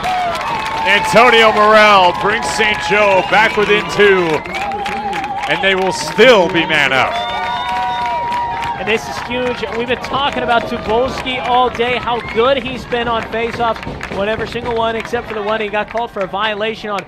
If you can win faceoffs and score a non-releasable penalty, I mean, that's a recipe for success. That's a great way to come back down in games like this. It's a huge faceoff here. A look back at that goal. I mean, it just great shot placement. Too. Great shot placement. Yeah. If you're going to wind up from there, you need to do it with confidence. You need to put some speed behind it, and Morrell did just that. This will be the first face-off loss. Great work by Noah Kaiser. That's probably the most important face-off they'll have all day, because now they have the opportunity to kill their penalty. But hold on. Did he step out? I think he stepped out on the far sideline. That's great awareness. St. Joe just puts some pressure on the ball carrier as soon as he picks it up. Just because they lose the face-off doesn't mean you can't fight back for possession. And here we go, Joey. That could be a huge play for a swing in this game. Here's Ploman. Guerin Catholic has been so good defensively throughout the day to stop this high-powered St. Joe offense. Do they have a comeback in their pockets? Over to Morrell and Flynn Leonard at the door. Tobolski was there. Pass goes through, and Coda picks it up. Tobolski was right there. That's a tough one for him to shake. Catch, turn, and shoot. That's likely a goal there. That just eats up some more time here on the penalty. Here's Ryan Glenn. Anderson Davis jarred that ball loose. Man, he has been so good. He really uses that stick as essentially an extra limb. Yeah, he really does. It's an extension of his body. I mean, the what he does defensively and offensively for this St. Joe's team, it's really stood out today. And he looks like he's the training staff out there on the sidelines going to be taking a look at him. He's sitting down. For all his efforts today, I can imagine that he's a little bit fatigued. Guerin Catholic faithful calling for a crease violation on the clear. They need to get this ball across midfield first. They do that successfully. Now they need a touch. Zarowski, open lane, saved by Eckridge. Steven Eckridge lights out. And I get why you want to take the shot there. Oh, bad pass. Turnover here. Caleb Thomas checked away. Anderson Davis. Charlie Eckridge picks it up. There's going to be a stoppage here and a timeout for St. Joe. Can you feel it? The scintillating feeling of momentum on its way. St. Joe down by 2 in response to that goal by Navarro. High school sports fans, welcome back to Game Time, to pure spirit, to pure sport. Welcome back to high school sports. Fans, I'm IHSA Commissioner Paul Knighty, and I just want to say, welcome back. This is Game Time. This is Indiana high school sports. This is your IHSAA. You want a career that creates experiences that are impossible to forget. By studying sports and events at IUPUI, you'll get hands-on experience in and out of the classroom. And with Indy as your classroom, there are high-profile events, sports franchises, hotels, museums, and large organizations across the city to engage, educate, and enlighten your student journey before you graduate. There isn't a better city than Indianapolis to get the experience you need to prepare you to handle any event, big or small. It all starts here. St. Joe was down by 3 at half, down by 3 for most of the second half, and now with 8 minutes and 5 seconds left to play, they find themselves within striking distance with the help of an illegal stick for Guerin Catholic's Max Nickel. They went man up for a whole 2 minutes on a non-releasable penalty, and they scored once after a snipe by Antonio Morel. Can they capitalize here to get behind one? And I like this. This play gets restarted. Just give it to Morel, one of your better athletes. Let him run it down into action. Gets a touch. He's being defended closely by Max Nickel. Ploman with a rocket at the door, though! Champ Farrell off the rebound. That's just way to stay calm in front of the goal like that. It's easy to be thinking about while that ball's on the ground to get rushed, to tell yourself, well, I got to pick this up, I got to score quick. You see the shot, you see the rebound, the patience, pick it up, put it through. Calm, cool, collected. St. Joe's is within one. I think they waved it off. They waved it off? I think there was a crease violation called. So they're going to take that goal off the board. That is huge. Huge. Because and a massive break for Guerin Catholic. I was wondering why no one was moving. There was some confusion, and the refs were deliberating. Man, what a swing. If you're St. Joe, bit deflated now, I can imagine, after you thought you were within one. Yeah, it's tough. This is where you got to be mentally, strong. When you get a goal like that waved off, you got to try and get a stop here defensively. Evan Bear missed that catch. Flipping it over and out of bounds. This is going to go back to St. Joe. That is the break that they needed. Look at this again. Plumman with an absolute laser beam. Coda saves it. And an inverted shot. That was very impressive. It also may have been goalie interference. Yeah, because I don't think based on that replay, I don't think it was quite a crease violation. Gets wiped off. It didn't look like anybody was in the crease. Right, but when the goalie exits the crease, he becomes an extra defender. Not protected anymore. Regardless, though, we're at 7-5 still. Here's Morel. That ball checked away, picked up by Farrell. Across to Yergler. Here's Sarator at X. Defended by Storty. Got a step. What a save by Coda. Crease violation. Guerin gets it back. 6:19 to play here in the fourth. It's another huge stop from Coda. Time and time again, he's been there.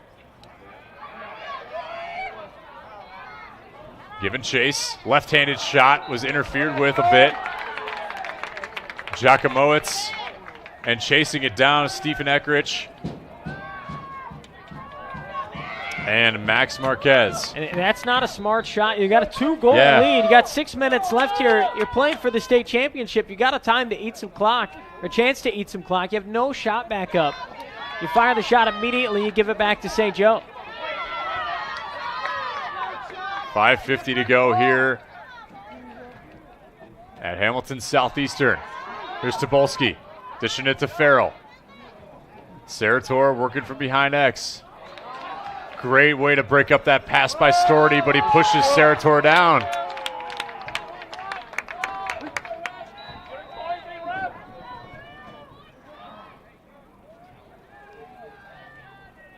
St. Joe had their most recent goal taken away. Still remains 7-5. Bounced home. Flynn Leonard. And that's a great goal. You dodge up to the middle of the field, and you use the bounce shot. It doesn't have the most flair, but it's a great shot to throw on a goalie, especially when he's seeing the ball really well. A lot of guys like to try and hit those top corners, but that bouncer, it's just another element for the goalie to track that shot. And you see Coda just stretched all the way out trying to make that save, but he can't. Leonard with a huge goal to bring it within one. The St. Joe faithful reignited. Face-off win for Noah Kaiser, his second of the day. That was a big one. He's been big here in this fourth quarter, Joe. Yeah, he's been coming up clutch. Here's Truffer. Defended by Futa. And there is third-team All-Stater Nathan Zarowski, already with 2 goals today. Defended by Davis. Passed off to Charlie Eckrich. Truffer.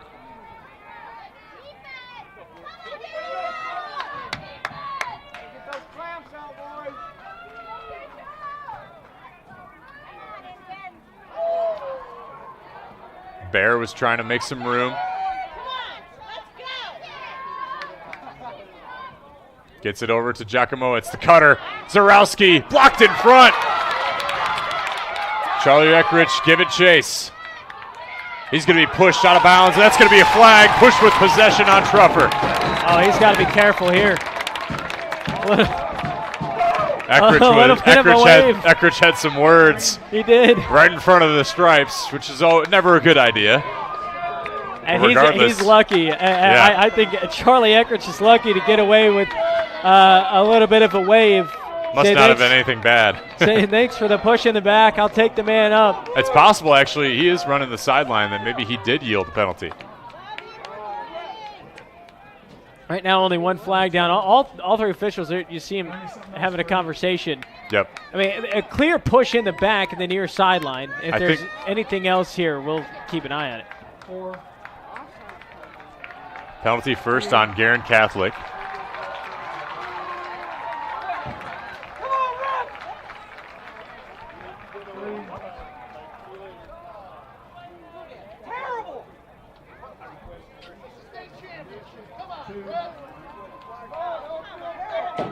And there is going to be a penalty on Charlie Eckrich for unsportsmanlike, I believe. See the officials talking to Coach Margulis over there. And that's not the right time for that.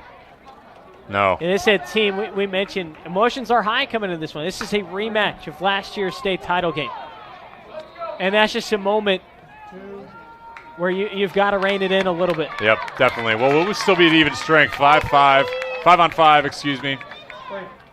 And when we come back, we will see how St. Joe can answer and possibly even up the score here.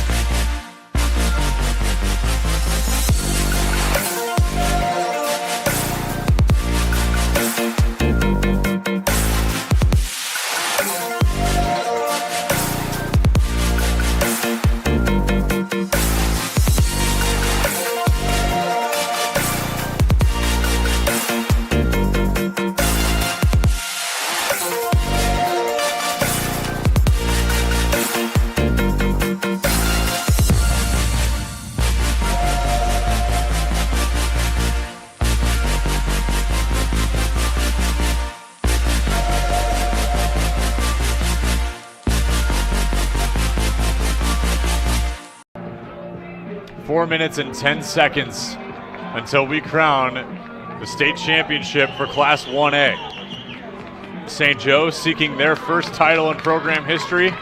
Guerin seeking their second in as many years.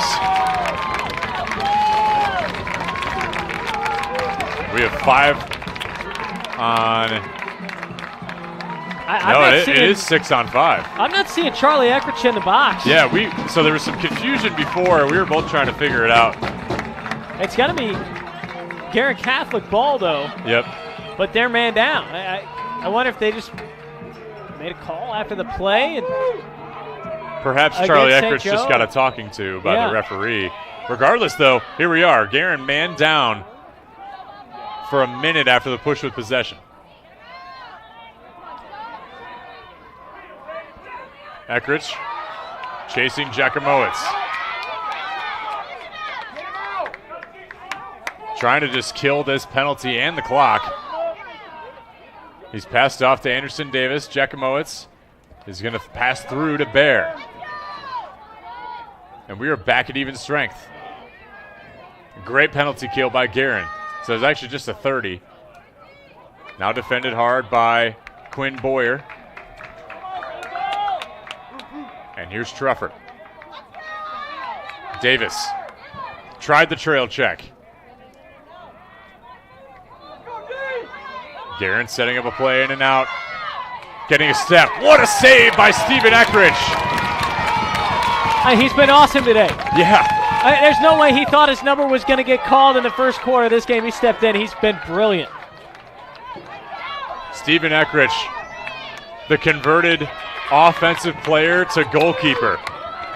Coach Margulis said that he and Stephen had a conversation early in the offseason, and he said, I know how much talent my offensive players have. Stephen said this. I know how much talent is on the opposite side, or on my side of the ball. I want to be able to help in some way. Where can I? And he started finding the answer at goalkeeping. Yergler over the top. It's going to be picked up by Sarator up the sweep by Ploman. So impressive by Stephen Eckrich today. 2:25 to go here. Sarator with a step. Bounce goes wide. That was a great look. It just goes wide. I mean, great heads up in the backup. Keeping on this side of the field. You look back at the save from Eckrich. Here's Morrell.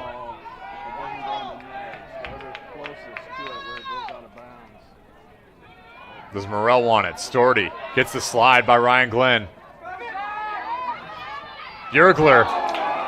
Bouncer. It's going to be recovered behind by Guerin and Coda. Under 2 minutes to play. Interfered with briefly. Zarowski takes it. This is going to be a timeout for Guerin Catholic.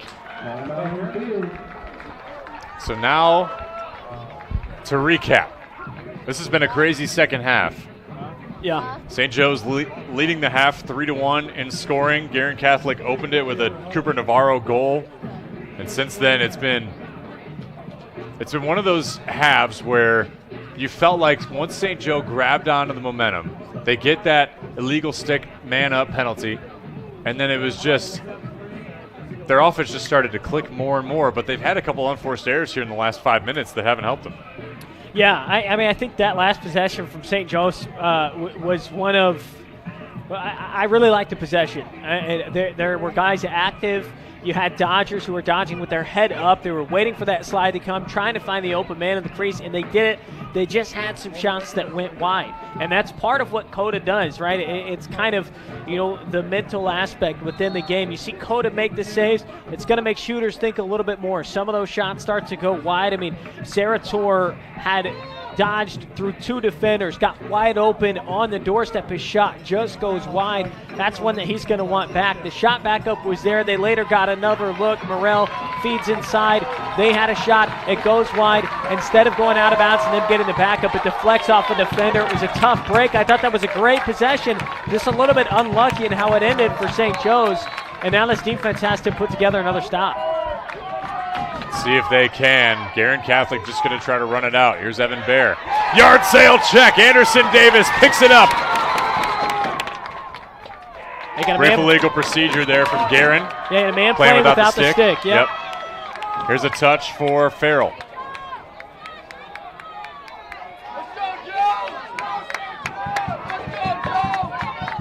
Joe Sarator. Defended by Storty. Gets slid on early by Thomas. Gets a step. And a goal! Joe Sarator and St. Joe tie it up. It was identical to the last possession. It was almost a mirror. He just curled around the other side of the crease this time. He dodges through 2 defenders, and this time Sarator says, I'm not missing. I'm not going to miss. You watch him roll through one there. Another stick check, wide open, goes low, and that is a clutch goal, which is over a minute left. Sarator's 47th goal in the season.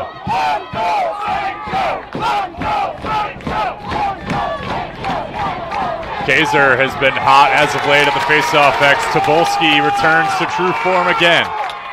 1 minute to play in this crazy sequence. Tobolski's got a step. Tobolski puts it through!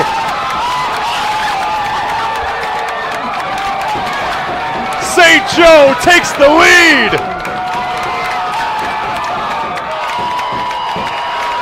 It's madness. And this team, it seemed like they were up a creek without a paddle late in the first half.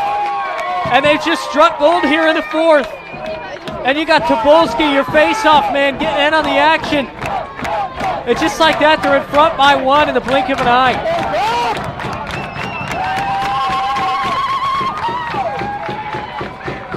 What a sequence. 55 seconds to go. Tobolski with another face-off win. What do you do here for St. Joe? Davis losing the handle on it. It's going to be picked up again. He's swarmed by the Golden Eagles. Illegal procedure. But on who? It's on St. Joe. Yeah. Did not get a touch.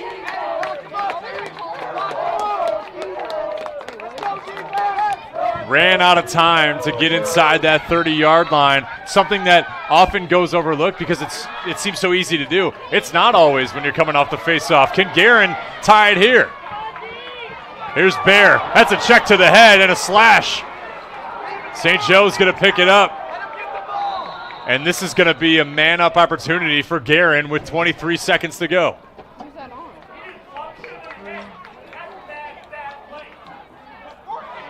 And for St. Joe, I mean, we've seen them go man down a lot today.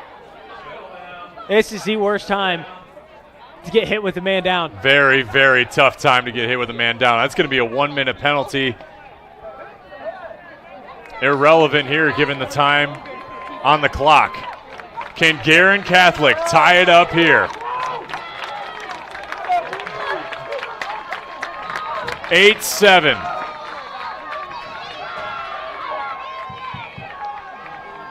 Here's Navarro. Guerin Catholic spinning around. Anderson Davis giving some checks. He interferes with the pass. Anderson Davis may have just secured St. Joe's first state title. Ball trickles out of bounds. 1.7 to go. You got more to play. There's going to be another flag on St. Joe celebrating early. But I don't think they care, Harrison.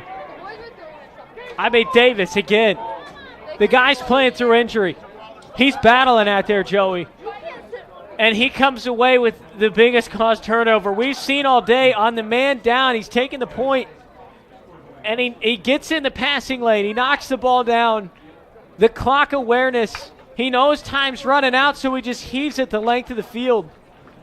And we got a few things to sort out here, but with 1.7 seconds left, at St. Joe, they're so close to completing this comeback, and a lot of it has to do with their LSM Davis. 4 unanswered to come back and win.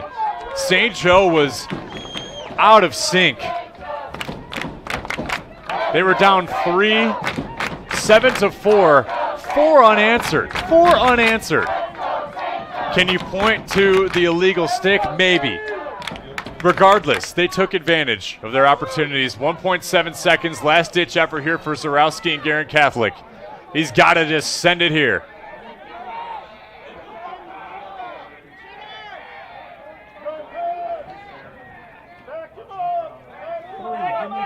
Eckrich is going to defend point here. And they're going to be 2 men down. Zarowski launching it over. That does it. The Indians of South Bend St. Joe exact their revenge. They are 1A state champions. They were down by 3 most of the game today. 7-4, the largest deficit. They get 4 unanswered to win 8-7. And the Indians have pushed back to the answer that only teams from Indianapolis win state championships. The first for South Bend St. Joe High School.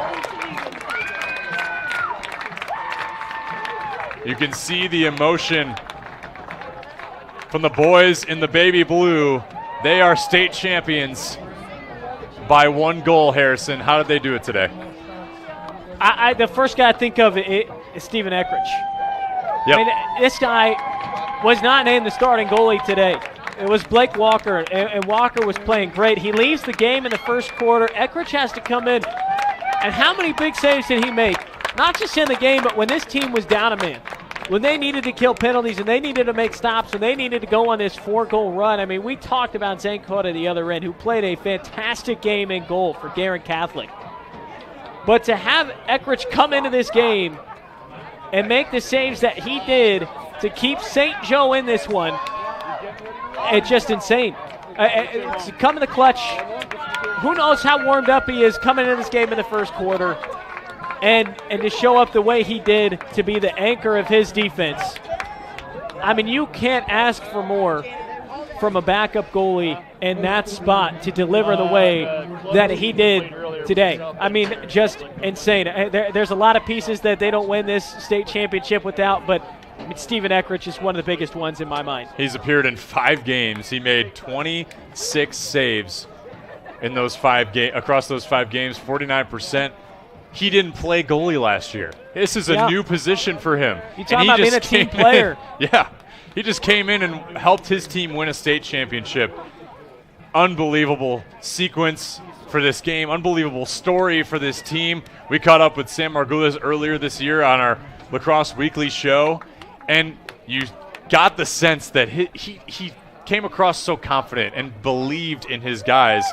One of his comments to us was that they were just so young last year. Now they come back experienced, and each of these coaches thought it was going to be a 1-goal game either way.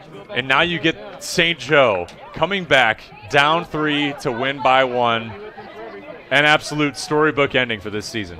It really is. And you talk about the team player that Eckrich is, and I said, you know, where else can I look to help this team this year, right? Yep. You told the story great earlier in the broadcast where Eckrich is looking around. We got plenty of depth on offense. You know, give me a goalie stick. Let me swap my pads for goalie pads. Yeah. And let me see what I can do in between the pipes. And you talk about that, being able to help your team and the state title game. To come in when he's thinking that, hey, I might play some goalie, I might get in net to help out my teammates. He's not thinking that he's going to get thrown into that spot in the first quarter in the title game, and he did it today.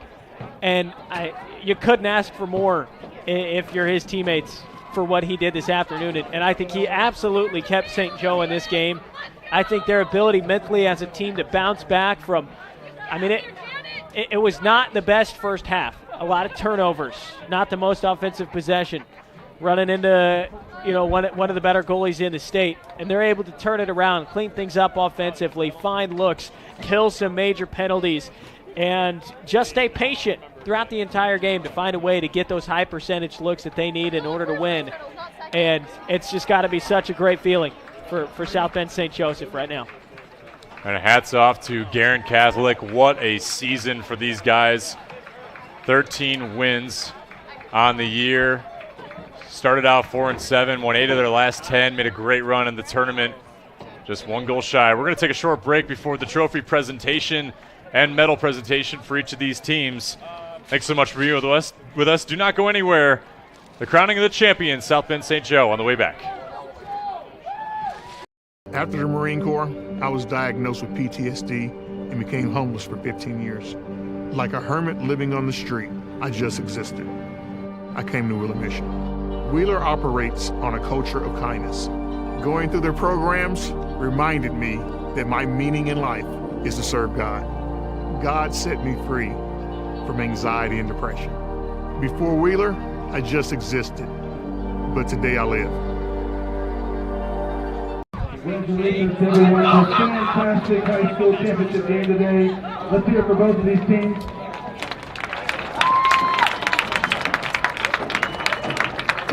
To start off the medal presentation, we're going to go through and give the state runner-up award to the Guerin team. We're just going to go through. I hope we get your names right, guys. If they're not in order, I apologize. Congratulations to you each. Dominic Elliott, Evan Bear,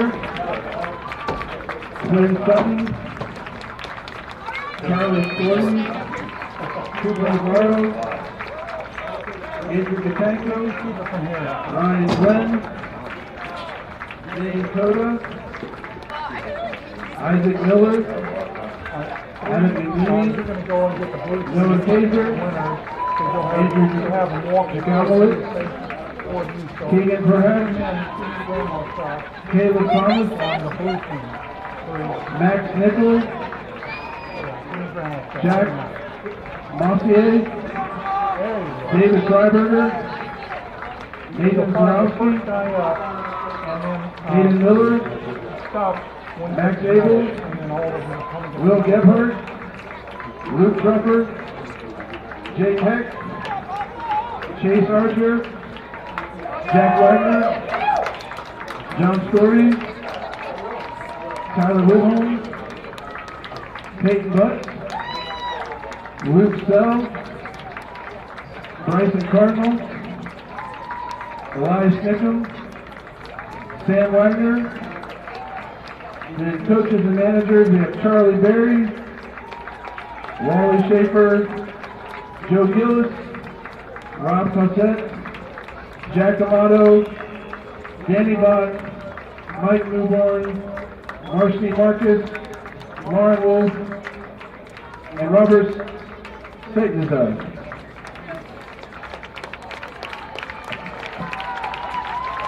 Congratulations to the Guerin High School team.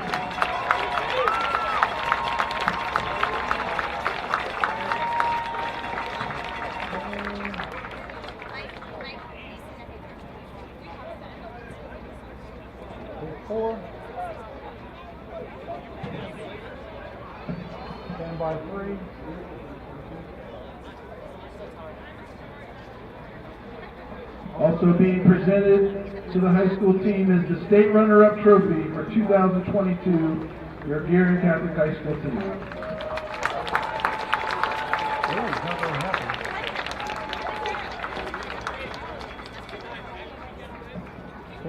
Next up, your state champions,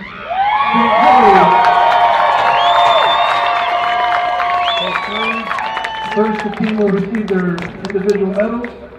We'll just read through the names of the players, coaches, and staff.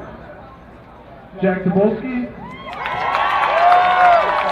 Tina Metrick, Antonio Morel, Aiden Dowler, Joseph Saratoga, Jack Burrell, Theodore Lauder, Zach Ergler, Jack Helm, Andrew Leatherman, Matt Hall, Anderson Davis, Todd White, Hayden Hebard, Max Marquez, John Kiley, Alex Hempsey, Jacob Hums, Flynn Leonard, Luke Matthews, Blake Walker, Jake Plumman, Teddy Hazinski, Kenny Kelly, Lynn Boyer, Charlie Eckert, Austin Kuna, Carter Michael, Connor Jackson, managers KJ Anderson, Jason Brewer,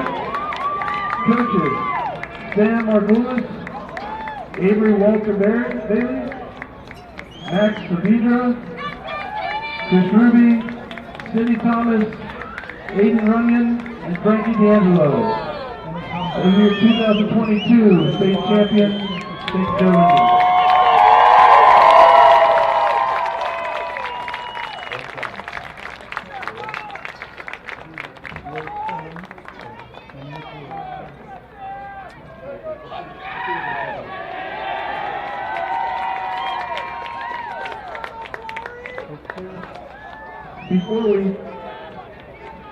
Before we pass out the team trophy, we'll also be announcing the MVPs, offensive and defensive MVPs for the game in 1 second.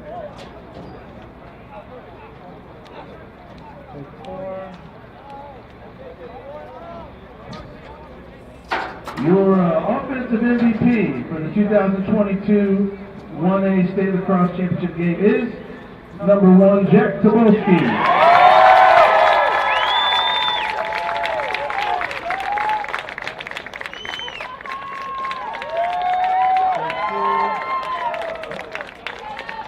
Your defensive MVP is number 15, Anderson Davis.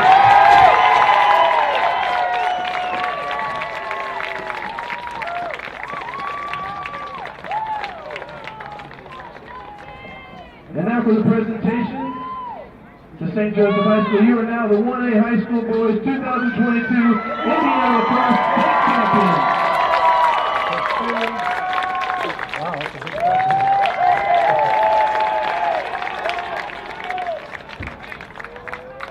Congratulations to everyone. Thanks for coming out.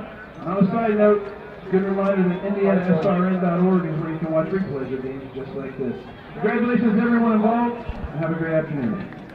Congratulations to the 1A 2022 state champions, South Bend St. Joe.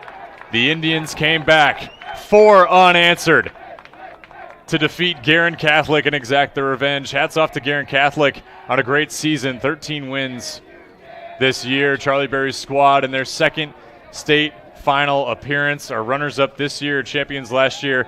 St. Joe, this is their 5th Final Four, their second state appearance and their first state championship in program history. Congratulations. By the way, we have the 2A state championship coming up here on IndianaSRN in about an hour. 7 p.m. sharp, Cathedral and HSE square off. HSE tries to defend their crown in 2A, and Cathedral looking to take down the king. Thanks so much for being with us. For our producer, Jerry Collins, for our cameraman, Nick Lewis and Will Simmons, and for my color analyst, Harrison Silcox, I'm Joey Lindstrom. Thank you so much for being with us. Be well and be safe. We'll see you for the 2A title.